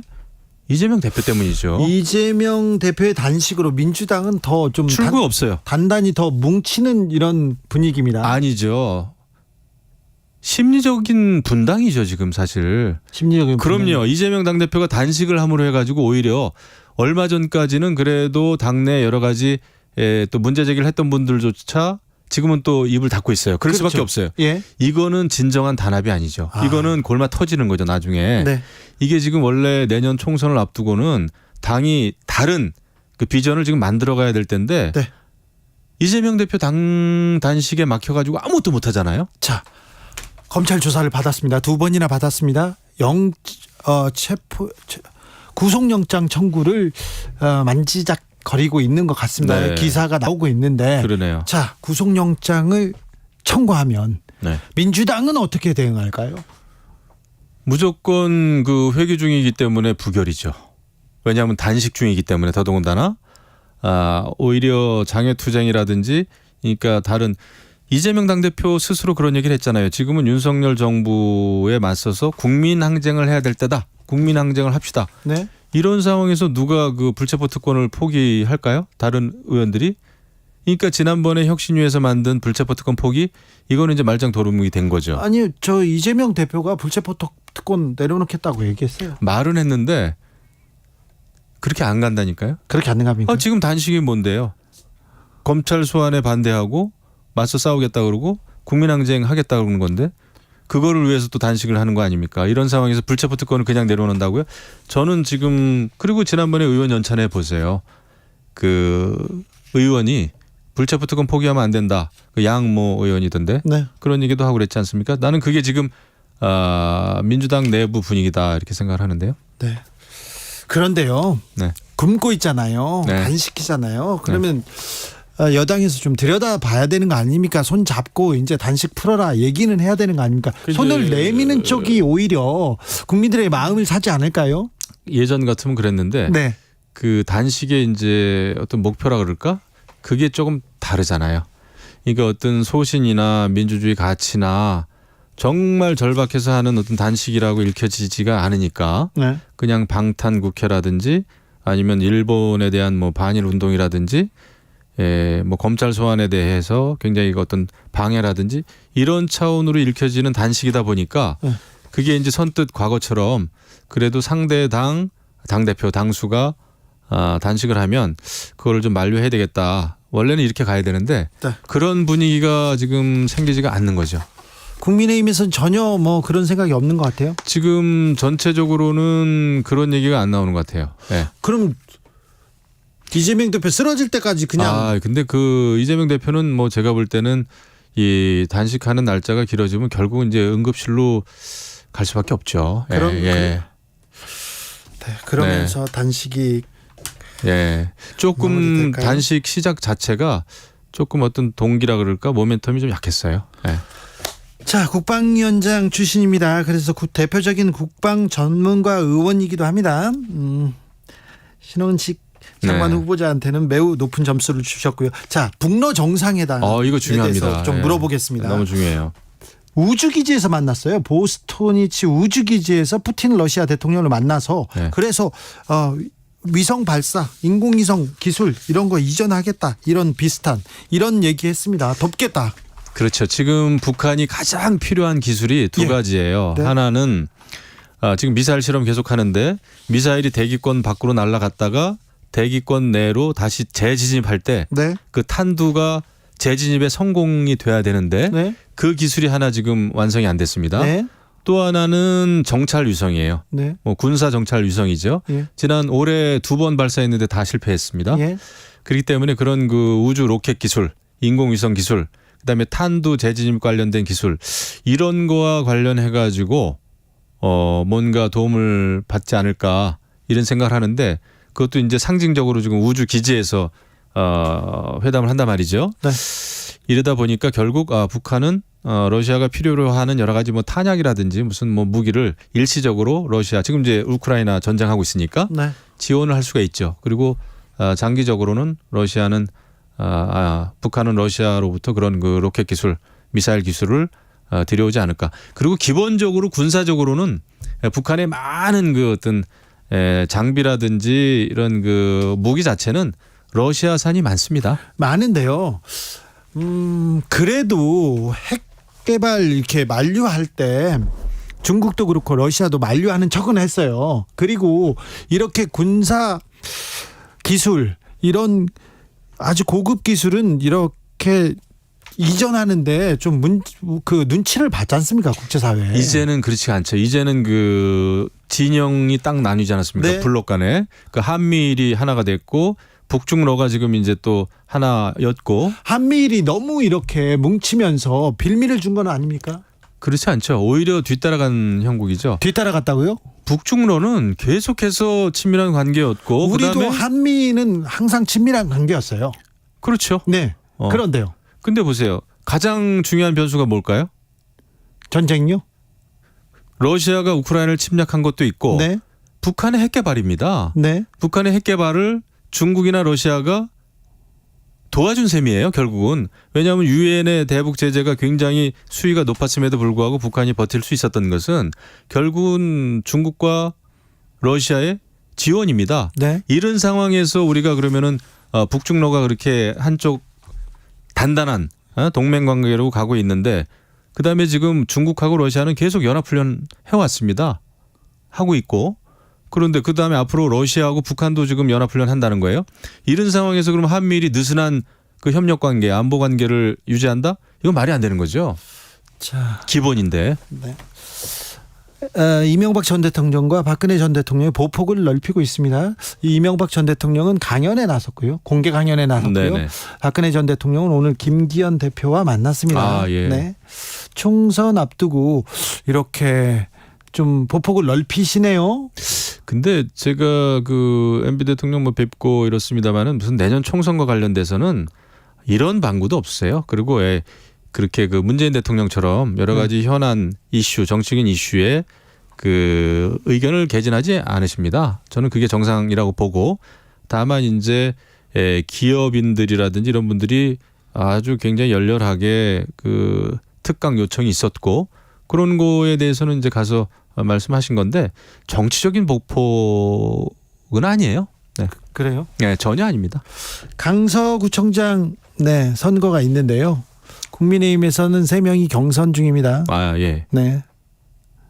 경선 중입니다. 김태우 전 경서구청장 후보는 어떻게 보십니까? 그 경선 중이기 때문에 제가 그렇다. 얘기를 하면 큰일 납니다. 그런데요. 공정하게 이번에 그나마 경선을 통해서 후보를 뽑는다 그래서 제가 그래도 다행이다 생각을 했어요. 무공천해야 된다 이렇게 생각해야 된대요.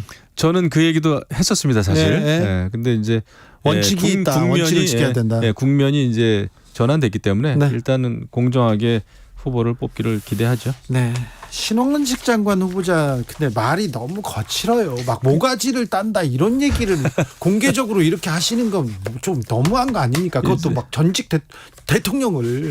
이제 국무위원 되시고 하면은 뭐 그렇지는 않으시겠죠. 일단 또 국회가 또 중요하니까 네. 그런 그 정치적인 그 어떤 수위 발언의 수위는 조절을 할 거라고 보고 일단은 저는 굉장히 안심입니다. 사실 국방부 장관 너무나 중요해요. 너무나 중요한데 왜 근데 이종섭 국방부 장관 그런 분 임명했을까요? 제가 발언권이 없었습니다. 알겠습니다. 네. 근데 좀 의원님처럼 조금 타협하고 대화하고 좀 그랬으면 좋겠어요. 그리고 막 거친 말, 막말 이게 퍼레이드 이거는 조금 국민들이 보기에 좀 불안합니다. 저는 이제 제가 정치를 앞으로 어떻게 해야 되는지에 대해서 늘 생각을 합니다만은 일단 정치 복원은 분명히 필요합니다. 네. 그리고 이제 대화, 타협, 뭐 협상, 배려 이런 거는 이제 필요하죠. 네. 근데 다만 너무 어떤 이 가짜 뉴스라든지 솔직히 말씀드리면 이런 그 잘못된 거 팩트에 근거하지 않는 이런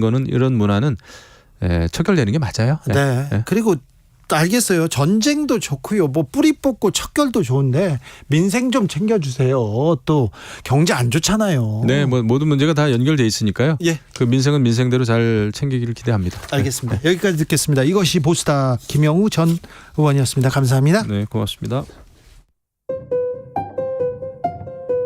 정치 피로, 사건 사고로 인한 피로, 고달픈 일상에서 오는 피로. 오늘 시사하셨습니까? 경험해보세요. 들은 날과 안 들은 날의 차이. 여러분의 피로를 날려줄 저녁 한 끼 시사. 추진우 라이브.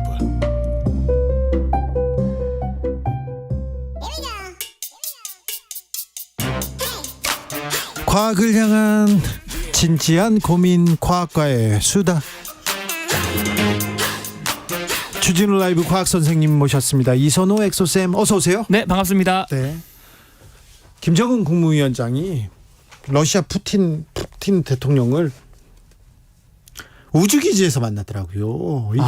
이게 우주 인공위성 막 미사일 참 다 우주로 나아가는 시대예요. 네, 맞습니다. 네. 그래서 안 그래도 오늘 제가 가지고 온 주제가 최근에 또 인도에서도 이 인도가 쏘아올린 찬드라얀 3호라는 달 탐사선이 달 남극 갔다면서요? 그렇죠. 네. 전 세계 최초로 미국도 못한 달 남극 착륙에 성공을 했습니다. 그래요. 달 남극에는 그럼 얼음도 있고 펭귄은 없죠. 펭귄 없고요. 네. 북극곰 없고요. 네. 일단은 북극곰이 남극에 왜 있어요? 없죠. 참고로 북극곰이 남극에 살지 않는 이유는 남극이 사면이 바다로 둘러싸여 있기 때문에 북극곰이 헤엄을 그렇게 길게 못 쳐서 남극에는 못 갔다고 하고요. 그래요? 그러면요. 혹시 북극곰 남극 이게 지구 열대화로 더울 수도 있으니 남극으로 이렇게 방사하는 거는 그건 생태계하고 참 근데 그게 안타깝게도 이 남극에는 약간 이 포식자들이 많이 없어서 북극에 가면 이제 거기 있는 애들이 다 죽을 거예요. 뭐 펭귄이라던가 이런 애들이. 알겠습니다. 그래서 함부로 그렇게 하면 안 되고. 그렇게 하면 안 됩니다. 네. 아무튼 그래서 뭐 인도뿐만 아니라 러시아, 일본 등 국제사회에서 지금 달 남극이나 달 탐사 러시가 지금 계속되고 있거든요. 심지어 일본도 이제 며칠 전이죠. 9월 7일 목요일 달 탐사선을 쏘아 보냈습니다. 그래서 오늘은 전 세계가 왜 이렇게 달 탐사에 열을 올리는지 이 달에 대한 과학 이야기, 달 탐사의 과학 이야기를 준비했습니다. 달에 대한 과학 얘기 좀 들어보겠습니다. 달 탐사를 해보겠습니다. 근데 과학적인 질문 하나 할게요. 토끼가 살긴 삽니까? 아이고 근데 토끼 모양은 분명히 맞는 것 같아요. 그래서 이게 옥토끼라고 하는데 사실 달 자세히 보면 여러분들도 보름달 뜰 때 이게 선명하게 보이거든요. 근데 우리가 흔히 이제 떡방아 찍는 옥토끼라고 하는 그 지역이 달의 바다라는 지역인데요. 바다예요? 실제로 물이 있는 건 아니고 주변보다 지대가 낮고 평평한 지형이라서 햇빛이 덜 반사돼서 더 어둡게 보여서 하필이면 그 어둡게 보이는 지형이 달이 방아 찍는 모습처럼 생겨서 사실 달이 이제 토끼가 있는 건 아니고요. 평평한 지형이다, 낮은 지형이다. 그래서 햇빛 반사가 안 되는 거다. 라고 정리를 할 수 있을 것 같고 중요한 건 아직까지도 많은 분들이 달의 뒷면을 관측하지 못했다라고 주장을 하는 분들이 많은데 인간이 달 탐사선을 보내서 달의 모든 면을 관측하는 데 성공했고 심지어 우리나라도 독자 기술로 만든 이 다누리 탐사선도 직접 달의 뒷면을 찍는 데도 성공을 했으니까 여러분들도 검색해 보시면은 이 다누리 탐사선이 멋지게 찍은 뒷면 사진을 볼 수 있을 겁니다. 그런데요. 닐 암스트롱이 달에 착륙한 게 언제요? 거의 50여 년이 넘었죠. 그렇죠. 네. 근데 그동안은 왜 이렇게 달 안 가다가 네. 가만히 두다가 왜 요즘 달에 갈까 이런 생각도 듭니다. 그런데요. 달의 남극에는 뭐가 있어요? 여기에 또 보고가 있다면서요. 맞습니다. 사실은 달 남극에 주목하는 이유가 다량의 물이 얼음 상태로 존재할 가능성이 크다고 하는데요. 네. 실제로 2008년도에 인도의 찬드라얀 1호가 달에 물과 얼음이 있을 만한 단서를 찾았고 그 이후로 이제 여러 나라가 달 남극 탐사를 하려고 노력을 했는데 인도가 세계 최초로 이제 착륙에 성공했고 아니 69년도에 미국에서 달에 사람을 보냈는데 한 뭐 10년 20년 뒤에 뭐 일본도 뭐 다른 나라도 갈 수 있잖아요. 독일도 보내고 영국도 보내고 프랑스도 보낼 수도 있는데 가만히 있다가 다시 지금 최근에 막 달 이렇게 갑니다. 이거 이렇게 자원 때문에 그렇습니까? 맞습니다. 일단은 첫 번째로 물 때문에 그런 거고요. 물이요? 물이 있으면은 당연히 인간이 살아가는데 꼭 필요한 식수 공급이 달에서 되니까 좀 더 살아가기 쉽고 두 번째로 이제 물이 산소랑 수소로 이루어져 있으니까 얘네들의 전기 분화하면 숨 쉴 수 있는 산소도 얻을 수 있고요. 그다음에 친환경 연료인 수소도 얻을 수 있고 뭐 그것뿐만 아니라 이제 자원이라고 할 수 있죠. 그래서 히토류 금속 많이 들어보지 않았습니까?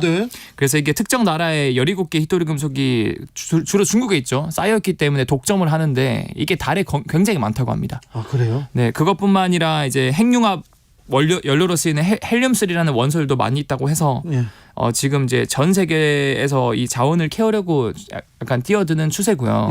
50년 전에만 해도 그냥 이 소련과 미국이 서로 자기 기술 경쟁하려고 자원 목적이라기보다는 우리가 더 과학 기술이 대단하다 이런 목적으로 1차원적인 목적으로 갔다면은 지금은 실제로 자원을 캐내고 그리고 우주 정거장, 유인 탐사선 뭐 이런 것들을 이제 만들기 위해서 앞으로는 이제 인간이 뭐 화성이라든가 더 넓은 우주로 가기 위해서는 당연히 달부터 정복해야 된다. 그렇죠. 일종의 달이 휴게소가 될 수 있는 역할을 해야 되거든요. 그래서 거기서 우주 정거장도 건설하고 자원도 캐오겠다. 그래서 뭐 아르테미스 프로젝트라 그래서 미국을 포함한 28개국, 우리나라 또 거기 들어가 있거든요. 2025년에 발사할 예정이기도 합니다. 달 유인 탐사선을. 아 그래요? 네. 지금 근데 달 탐사에 나선 나라가 어느 나라입니까? 사실은 우리나라도 달 탐사선에 가긴 했는데 그냥 달의 궤도를 도는 거 아닙니까? 맞습니다. 그래서 우리나라에서 만든 다누리 탐사선 같은 경우는 달 궤도에 성공적으로 진입을 해서 열심히 임무 수행 중이긴 합니다. 근데 이제 착륙한 건 아니거든요. 주변에 돌고 있는 궤도선이고요. 실제로 탐사선 같은 경우는 달 주변을 도는 궤도선이랑 달에 직접 착륙하는 착륙선으로 나눌 수 있습니다. 달에 착륙한 나라는 더 드물죠? 훨씬 어렵죠. 그래서 일단 궤도선을 보낸 나라는 7개 국가인데요. 그 중에서 우리나라가 있는 거고요. 참 대단한 거죠. 왜냐하면 240여 개의 나라 중에서 7손가락 안에 들었다. 그래서 대단한 거고 직접 착륙한 나라는 더 적습니다. 그래서 미국, 러시아, 중국 그리고 이번에 남극에 이제 착륙에 성공한 인도 이렇게 4번째 나라까지 있다라고 볼 수 있습니다. 탬버린 주얼님께서 질문합니다. 닐 암스트롱이요. 정말 달에 간 건 맞을까요? 음모론이 계속 있었잖아요. 그렇죠. 음모론이 많긴 한데 일단 저는 당연히 달에 발을 밟았다라고 이제 생각하고 있고요. 아 그렇군요. 네. 그렇군요. 근데 지금 달에 이렇게 가서 깃발을 꽂으면 그게 우리 땅이 됩니까? 이거 관련해서 실제로 이 달 자원 마음대로 캐어도 되냐, 땅 먼저 간 사람이 임자냐 궁금하신 분들이 많을 텐데 달 관련 조약이 있습니다. 이 유엔에서 1979년에 이게 달은 사실 달 자원은 인류 공동 유산이기 때문에 특정 국가가 마음대로 자원을 캐낼 수 없다라고 해놓았는데 중요한 건 이 조약에 비준한 국가에 미국 같은 주요 우주 개발국이 없다라는 게 문제입니다. 아 그래요? 그 말은 뭐냐면 미국은 안 했구나. 안 했어요. 아 참. 미국이 이렇게 자기 이기심이 정말 결과적으로 가입 안 한 사람 안 한 국가들은 달 자원을 사실 개발할 의지와 기술이 있다면은 이 조약이 우리는 뭐 조약 가입 안 했어. 안 했으니까 우리는 해도 된다. 할 거야. 미국은 안 했다고요? 네, 결과적으로 이것 때문에 지금은 이제 개에서는 그냥 먼저 자원을 선점한 국가가 이득이다. 이제 먼저 자원을 선점한 국가가 가져갈 수 있다. 이런 의견이 지금 대부분의 이제 의견이기 때문에 전 세계적으로 더 이제 달에 가려고 지금 어떻게 보면 21세기 신냉전이 될 수 있다. 자원 쟁탈을 위한 이렇게 바뀌어가고 있습니다. 지금. 네티나무님께서 달 탐사 본격화되면 달도 순환 당하겠네요. 그러니까요. 맞습니다. 마이너스님 우주 탐사도 좋지만 심해 탐사도 좀 해주세요. 심해도 또 우리가 개척하지 못하는 우주라고 하지 심해도 않습니까? 굉장히 재미있는 내용이 많아서 다음에 한번 심해 과학 한번 준비를 해보면 좋을 것 같아요. 네. 그런데 이거 달 탐사 가서 여기 우리 땅이야. 여기 우리가 개발하려고 있어. 아니야 우리가 먼저 침했어. 그러다가 이게 다툼 나는 거. 우주 전쟁 이런 공상 과학 영화 나올 만도 합니다. 그런데요. 네. 인도도 갔어요. 그쵸, 인도도 갔는데 네. 우리는 달 탐사할 수 있을 만한 기술이 있습니까? 우리도 갈 수 있습니까? 네, 일단은 제가 아까 말씀드린 것처럼 이 다누리 탐사선이라고 해서 궤도선이 돌고 있습니다. 계속 달에. 네? 100% 우리 독자 기술로 만든 궤도선이 돌고 있고요. 근데 착륙선은 아직 성공 못했지만 중요한 거는 뭐 아까 제가 말씀드린 것처럼 아르테미스 프로젝트에 28개 국가가 가입해서 같이 가려고 하거든요. 네. 근데 정작 러시아나 중국은 나는 여기 가입 안 해. 우리가 직접 가서 캐올 거야 해서 협정에 빠진 상태입니다. 네. 그만큼 지금 국가 간의 이 자원 경쟁이 심해지고 있는데 달에 있는 자원조차도 우리나라도 사실 작년에 이 위성이나 탐사선을 실어 보낼 수 있는 독자적인 발사체 누리호 성공하지 않았습니까? 네. 일종의 우리나라만의 택배 기사님을 완성한 건데 이 누리호 같은 경우는 거리로 치면 지구 적에도 그러니까 우주 짧은 지역까지만 갈 수 있는 그 연료가 있습니다. 기술입니다. 그래서 쉽게 표현하자면 택배 기사님이 배송 위성이나 아니면 탐사선 배송을 하긴 하는데 국내 배송만 할 수 있는 정도였어요. 국내 배송. 네. 하지만 누리호 성공에 힘입어 이제 우리나라도 2030년대에 더 큰 추력을 내서 훨씬 멀리 심지어 달까지 갈 수 있는 차세대 발사체를 개발 중이거든요. 네. 다시 말하면 이제 해외 배송까지 가능한 택배 기사님 발사체를 개발 중이다. 그래서 이게 완성되면은 실질적으로 우리도 달에 착륙할 수 있는 착륙선을 2032년대에 발사체에 실어서 보낼 계획이고요. 사실 우리 눈에 보이지 않지만 묵묵히 현장에서 연구 중이신 분들이 굉장히 지금 대한민국에 많습니다. 근데 그럼에도 불구하고 이 R&D 예산이 너무 삭감이 돼서 개인적으로 굉장히 좀 마음이 아픈데 국민분들이 많은 관심과 응원을 해주시면 참 좋을 것 같아요. 그렇죠. 네, 과학기술 우리의 미래인데요. 여기에는 좀 투자를 아끼지 말아야 할 텐데 그런 생각해봅니다. 6169님께서 어릴 적에는요 달의 뒷모습이 덩달아 궁금했어요. 그런데요 70 되니까 매일 보는 그 달입니다. 근데 매일 봐도 달이 그렇게 예뻐요. 저는. 이쁘죠. 그리고 사실 여러분들이 그 놀라울 수 있는 게 달의 앞면보다 뒷면이 굉장히 그 여드름처럼 그 운석 충돌 지역이 굉장히 많거든요. 네. 왜냐하면은 안쪽 면은 지구랑 서로 바라보고 있기 때문에 운석을 거의 안 맞고요. 근데 바깥쪽은 등지고 있어서 운석을 막아주고 있다라고 볼 수 있는 거죠. 아유 재밌네. 이선호 엑소쌤이었습니다. 감사합니다. 네, 감사합니다. 교통정보센터 다녀오겠습니다. 정현정 씨. 네, 퇴근길 사고 소식과 정체 소식이 많습니다.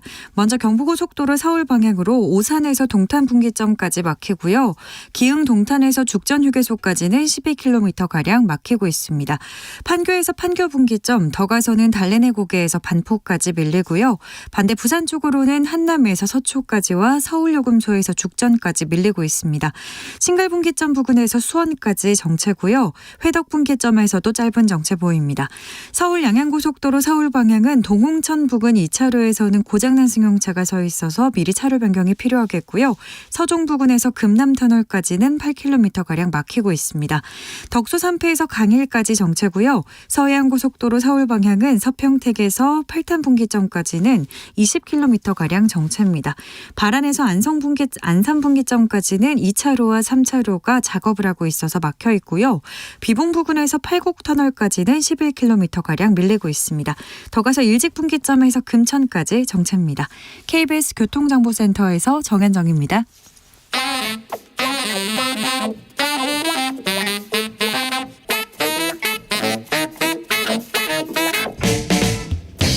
세계는 넓고 넓고 이슈는 많다. 우리의 시야를 국제적으로 넓혀보겠습니다. 국내 뉴스, 국제 이슈 다 덤벼라. 지금은 글로벌 시대. 국제적 토크의 세계로 들어가 봅니다. 군사 외교 안보 전문가 김종대 전 의원. 안녕하십니까. 세계적인 평론 스케일 임상훈 인문결 연구소장, 어서 오세요. 안녕하십니까. 의원님. 네. 국방부 장관이 바뀌었어요. 네. 어찌 보셨습니까? 예, 뭐 한미 동맹 연합 능력을 제고하기 위해서 후임 신원식 국민의힘 의원을 임명했다. 네. 이렇게 이야기를 하는데 이종섭 장관도 원래 임명될 때 한미 동맹을 강화하기 위한 적임자라 그랬거든요. 아, 그래요? 예. 그러니까 한미 동맹 강화하면 맨날 바뀌는 겁니까? 그리고 야당이 탄핵안을 발의한다 그러니까 미리 사임을 했다 이건데, 아니 야당이 탄핵 얘기하면 아이고 우리가 먼저 사임하겠습니다 이러는 정부 아니잖아요. 아니죠. 이번에 전혀 그런 정부 아니잖아요. 아니죠. 그러니까 이거 다 표면적인 이유고, 네. 제가 보기에는 이번 최수근 상병의 외압 의혹, 또 연이은 어떤 여러 가지 항명 외압 파동에서 제가 보기에는 관련자들이 전부 퇴진하는 걸로 보여집니다. 장관뿐만이 아니고 네. 안보실 2차장, 국방비서관, 그리고 국방차관도 지금 바뀐다는 얘기가 있어요. 예, 여기까지 다 이어지고 아마도 이후에 특검에도 대비하지 않을까 생각이 드네요. 네. 개각에 대해서 소장님은 뭐 특별히 드릴 말씀은 없고, 저는 워낙에 국내 정치를 이렇게 전문으로 이렇게 알겠습니다. 말씀을 드리는 분은 아니니까. 문화체육에 대해서는 저희가 깊으셨어요. 다만 근데 이제 과거에 한번 이 지난 정권에 지난 정권에서 그러니까 지난 정권에서 문화 관련해서 좀 소란이 좀 있었지 않습니까? 블랙리스트를 관련해 가지고. 네. 그런 것들이 한번 우리가 그 보수 정권이든 진보 정권이든 뭔가 잘못된 선례가 있을 때 그거를 이렇게 고치고 간다는, 다시 답습하지 않는다는 그런 명확한 그런 메시지가 없다는 점이 오히려 더 그쪽으로 다시 돌아가는 것 아닌가라고 하는 그런 뉘앙스를 보인다는 점이 좀 아쉽다는 거, 그런 거는 있었죠. 김정은, 푸틴 두 정상이 지금 4년 5개월 만에 만났습니다. 우주 기지에서 만났습니다. 지각대장 푸틴 대통령이 이번에는 30분 먼저 김정은 위원장을 반겼다고 합니다. 네. 예, 이것도 이제 아주 러시아로서는 굉장히 견우직녀 만났듯이 아주 철철 애정이 넘치는 이런 어떤 환대의 모습이라고 할 수 있겠고, 이번에 장소는 매우 특별합니다. 이 보스토니 치니 우주 기지가 우리 나로 우주 기지 면적의 100배예요. 세계 최대 활주로도 있고요. 100배요? 예, 551제곱킬로미터입니다. 예, 활주로 길이가 무려 5,100m. 어마어마하죠. 그리고 5,100m요? 예, 거기에다가 지금 이 우주기지에서는 발사대도 있고 조립공장도 있고, 말하자면 거대한 클러스터거든요. 그런데 푸틴 대통령이 그 이유를 명확히 얘기했어요. 왜 여기서 만나냐. 아니 북한의 위성 개발 지원할 거다. 그리고 김정은 위원장이 30분 늦게 도착을 했는데 푸틴이 일찍 도착한 거죠. 이제 김정은 30분 후에 만나니까 이 우주 개발에 관심이 많은 걸로 알고 있다. 이러면서 로스코스모스 러시아 우주국의 위원장이 직접 나와가지고 소유주 위성이라든가 이런 어떤 새로운 위성의 성능, 추력, 재원 이런 것들 다 설명을 다 하고, 김정은 위원장 받아 적었다는 거 아니에요, 수첩에다가. 네. 그 과학 전문가들도 많이 데려갔다면서요? 예, 그렇습니다. 그래서 이런 전반적인 걸 보면은 이번에 우주기지에서 북한과 러시아 간에 하나의 어떤 기술 공동체 또는 어떤 협력 관계를 대외에 과시하려는 명확한 목적이다. 더 나아가서 이게 ICBM을 지원한다기보다는 위성 탑재체 지원으로 지금 보여집니다. 그러니까 로켓은 로켓대로 그냥 아직은 핵심 기술로 통제하되 그 로켓에 탑재하는 위성, 이거는 분명히 푸틴 입으로 자기들이 돕겠다 그랬거든요. 이건 굉장한 진전이죠. 지난주에 한번 말씀드렸잖아요. 그 상호 간에 서로 필요로 하는 것이 정확하게 상보돼 있다. 네. 그 우크라이나와 전쟁을 치르고 있는 러시아 입장에서는 재래 무기가 지금 하나라도 더 필요한 그런 상황에서 뭐 전 세계적으로 북한 무기의 어떤 그 뭐랄까 열등함 이런 것들은 뭐 잘 알려져 있지만 그것마저도 이제 필요하다는 것이죠. 반면에 이제 지금 의원님 말씀하신 것처럼 북한 같은 경우에는 첨단 장비 같은 것 이미 이제 위성을 향해서 그 위성 기술을 향해서 북한이 했습니다만 좀 두 번 실패한 그 사례가 네. 있잖아요. 네. 그런 차원에서 지금 그 러시아의 첨단 기술 위성을 위한 첨단 기술이 북한 입장에서는 또 절실한 입장이고 바로 그 만나기 직전에 또 한번 발사하지 않았습니까? 그런 것들이 다 그런 것과 연결이 돼 있다는 것이고 그렇기 때문에 그 푸틴 대통령 어지간해서는 본인이 늦게까지 네. 일찍 기다리지 않지 않습니까? 원래 푸틴 대통령이 그런 것들, 그러니까 이 정치적인 어떤 그 노림수보다는 원래 이 사람이 그 인성이 그런 것 같아요. 그 메르켈 총리도 4시간 15분을 기다리게 한 사람 아닙니까? 네. 그리고 주로 그 우크라이나 정치인들을 많이 기다리게 했더만요. 네. 야누코비치 대통령 4시간 기다리게, 포로셴코 총리 4시간. 이건 뭐 전략이에요. 지각이 전략인 분이셨어. 아니 그래서 이게 정치계에 들어와서 그런가 봤더니 그게 아니고 네. 결혼 전에 연애할 때도 그랬대요. 네. 전 부인 지금은 이혼했지만 전 부인 증언으로 하면은 맨날 늦었다고 하는 거거든요. 네. 근데 그것이 그럼 도대체 왜 늦냐? 그 전 부인 생각은 이것이 이제 과시라는 것이죠. 그러니까 늦게 오므로 해서 이제 그래도 네가 안 가지 않냐, 기다리고 있지 않냐. 이게 이제 정치에 들어와서 똑같은 건데. 그런 사람이 있어요. 그런 사람이 있어요. 네. 아주 밉상이죠. 아주 밉상이에요. 네. 말하고 싶어라. 네. 말하고 싶어요. 네. 제 친구 중에. 예, 저 국회의원도 그런 사람 맨날 많아요. 있어요. 있어요. 싶어라. 네. 성이 이씨예요. 네. 띵띵동. 네. 예, 그런데 이번에 이렇게 일찍 와서 기다리면서 저기 그 오후 2시가 좀 넘어가지고 이제 정상회담이 시작됐는데 양국 정상의 그 모두 발언이 매우 의미 있습니다. 뭐 새로운 뭐 관계로 격상될 것 막 굉장히 진취적이에요. 그러니까 저는 푸틴의 말을 주목하는데 거기서 경제를 포함해서 10가지 주제를 논의할 거라 그랬거든요. 그러면 모든 걸 다 논의하겠다는 건데 지금 여기에 대한 해석이 두 갈래입니다.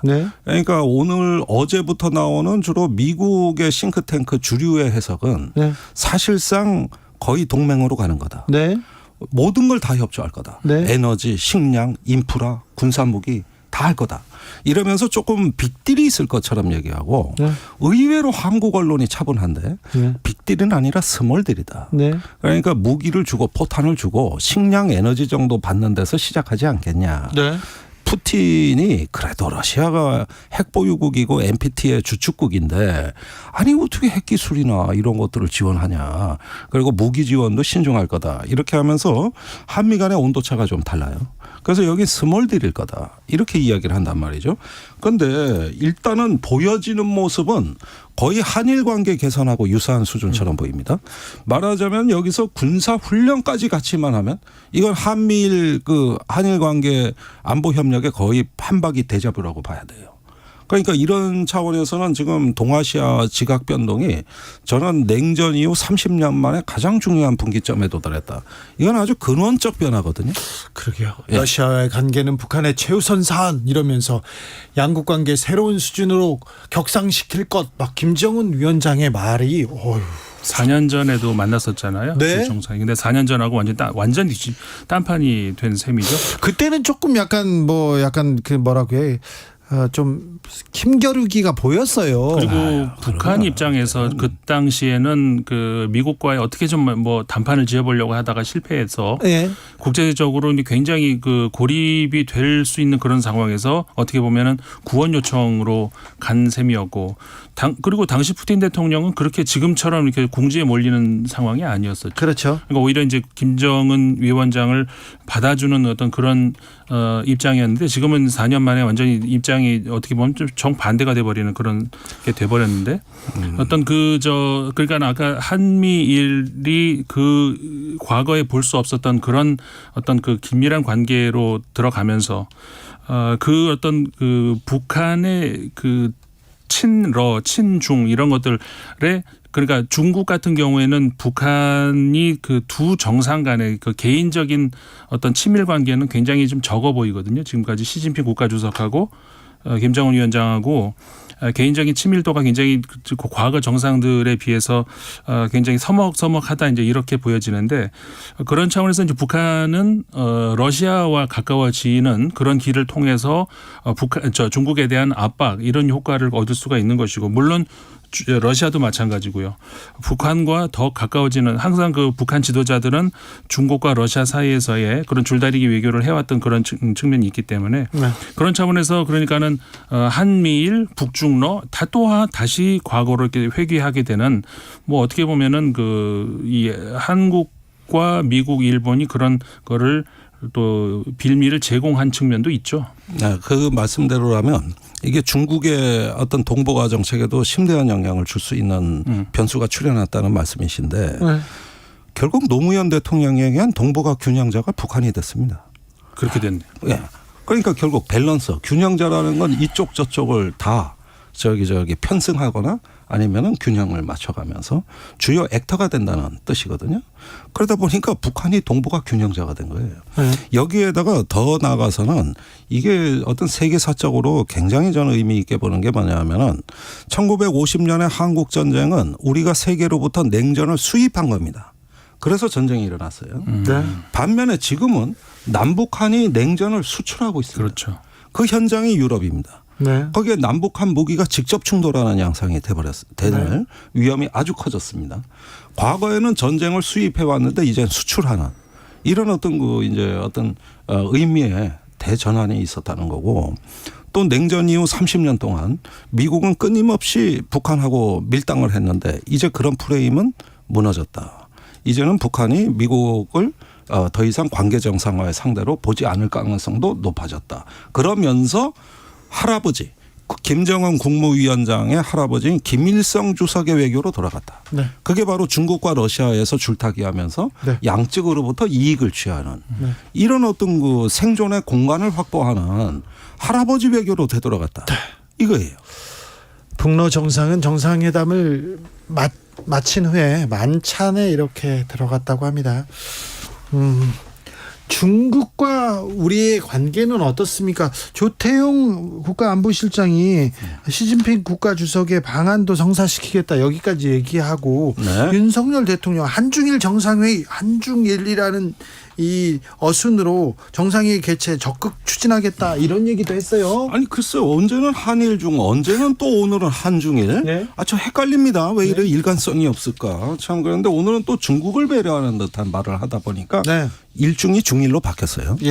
그런데 여기 3자 정상회의에 대해서는 이게 4월에 그 한일 정상회담 때 합의가 됐거든요.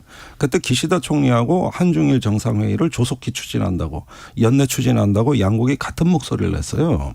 그리고 대한민국이 올해 한중일 회의 주최국입니다.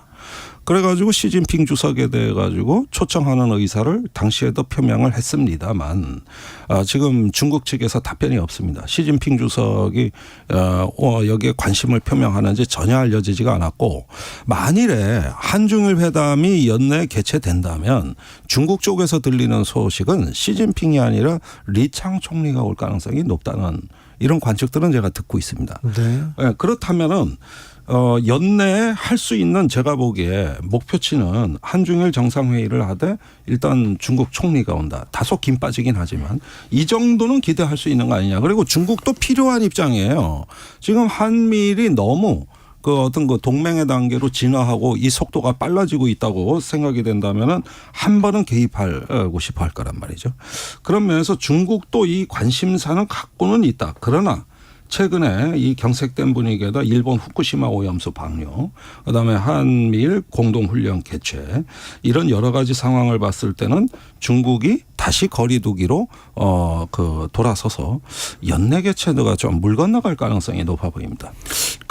그 중국의 가능성, 두 가지 가능성 말씀해 주셨는데 그래도 하나의 끈을 좀 연결해 놓을 가능성, 그렇지 않을 가능성. 근데 저는 후자에 좀 무게를 두는 것이 중국의 지금 국제 관계에서 우선점을 두는 게 이 동북아시아 쪽보다는 인도 태평양 지역, 그러니까 다시 말해서 인도와의 어떤 그런 건, 인도가 지금 미국과의 그 긴밀한 관계도 그렇고, 그리고 또 독자적인 이번에 그 G20 정상회의 때도 인도라는 말 안 하고 바라트라는 말을 쓰면서 네? 새롭게 그 다른 또 하나의 축으로서의 죄송합니다.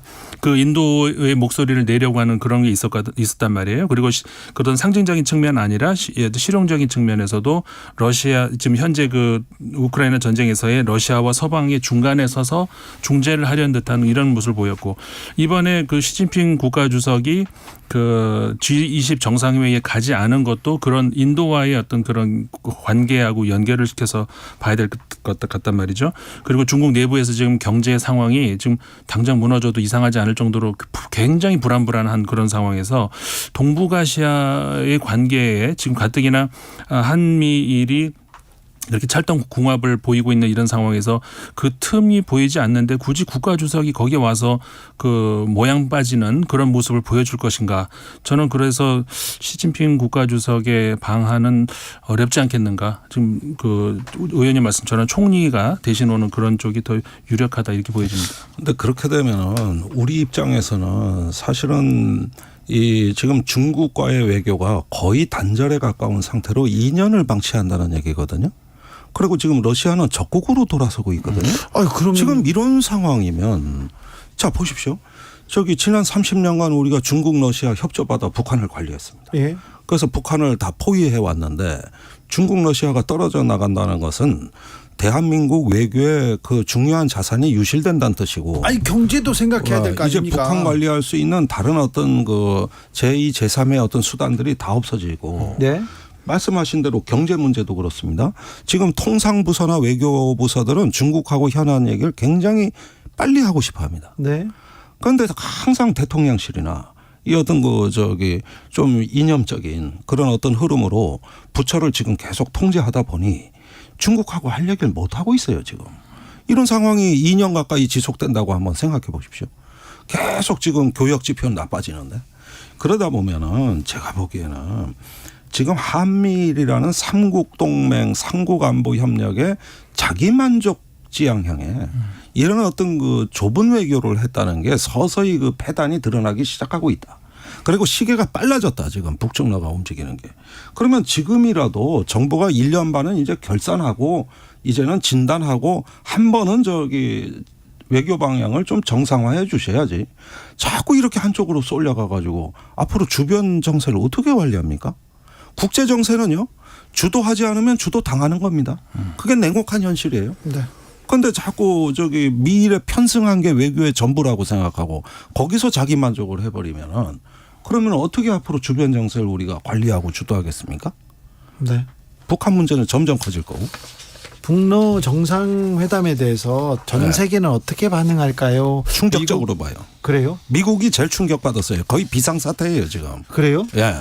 아니 북한이 러시아를 놓으면 우크라이나 전쟁 비용이 급격히 치솟습니다. 맞아요. 분명히 북한의 그 포탄이 우크라이나 시민을 희생시킬 거고. 네. 그럼 미국이 안 도와줄 수가 없고. 그럼 내년 대선에 공화당은 지금 추가적인 전비 지원을 반대하는 분위기인데 여기서 $1,000억 쓴 미국이 또 돈이 들어간다. 이게 바이든 재선에 유리하겠습니까? 중국은요? 중국은 좀 묘하잖아요. 러시아하고 중국이 이렇게 러시아와 북한이 이렇게 밀착하면 또 중국은 조금 견제해야 되는 거 아닌가요? 조금 전에 제가 말씀드린 게 바로 그 대목인데, 그러니까 동북아시아 쪽으로 태평양 쪽으로 나갈 수 있는 어떤 그 완충지 혹은 발판 이런 쪽으로 이제 북한의 역할이 러시아나 그 중국이 가지고 있었는데, 그런 차원에서는 그러니까 중국 러시아가 이 동북아시아의 어떤 그 거점으로서의 라이벌 관계를 북한이 지금까지 적절히 활용을 해왔던 측면이 있죠. 네. 근데 그런 차원에서 북한이 이제 그 등거리 그리고 경우에 따라서는 이쪽으로 저쪽으로 이렇게 붙었다가 이렇게 그런 외교를 해왔는데, 그러니까 지금 그런 아까 말씀드린 것처럼 중국과 북한이 약간 미묘한 그 가까운 듯 하면서도 또 약간 어색한 그런 관계에서 러시아하고 급격히 이제 가까워지게 되는, 그렇게 되면은 중국 입장에서도 지금은 공식적으로는 뭐 두 나라 문제니까 뭐 우리는 별로 할 말은 없다, 이렇게 공식적으로 말을 하고 있는데, 분명히 어떤 그 동북아시아의 관리 차원에서 중국이 좀 더 그 적극적인 북한 쪽으로 향한 어떤 그런 움직임을 보일 가능성이 있죠. 나는 의외의 가능성을 보는데요. 제가 최근에 듣는 얘기로는 북러 정상회담을 중국이 측면 지원했다는 얘기도 듣고 있습니다. 아, 그래요? 예, 그게 어떤 측면이냐 하면은 무역 관계예요. 네. 양국 무역에 루블화 결제 문제가 있어요. 예. 그러면 그거 신용을 누가 보증해 주느냐, 이런 문제들에 중국이 개입한 걸로 돼 있어요. 그러니까 이 부분은 지금 기존의 상식으로 해석 안 되는 일들이 일어나고 있습니다. 현재.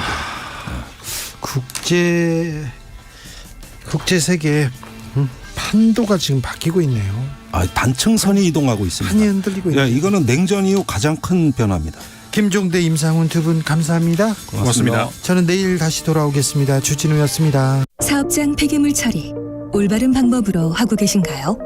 2023년 10월 1일부터 지정 폐기물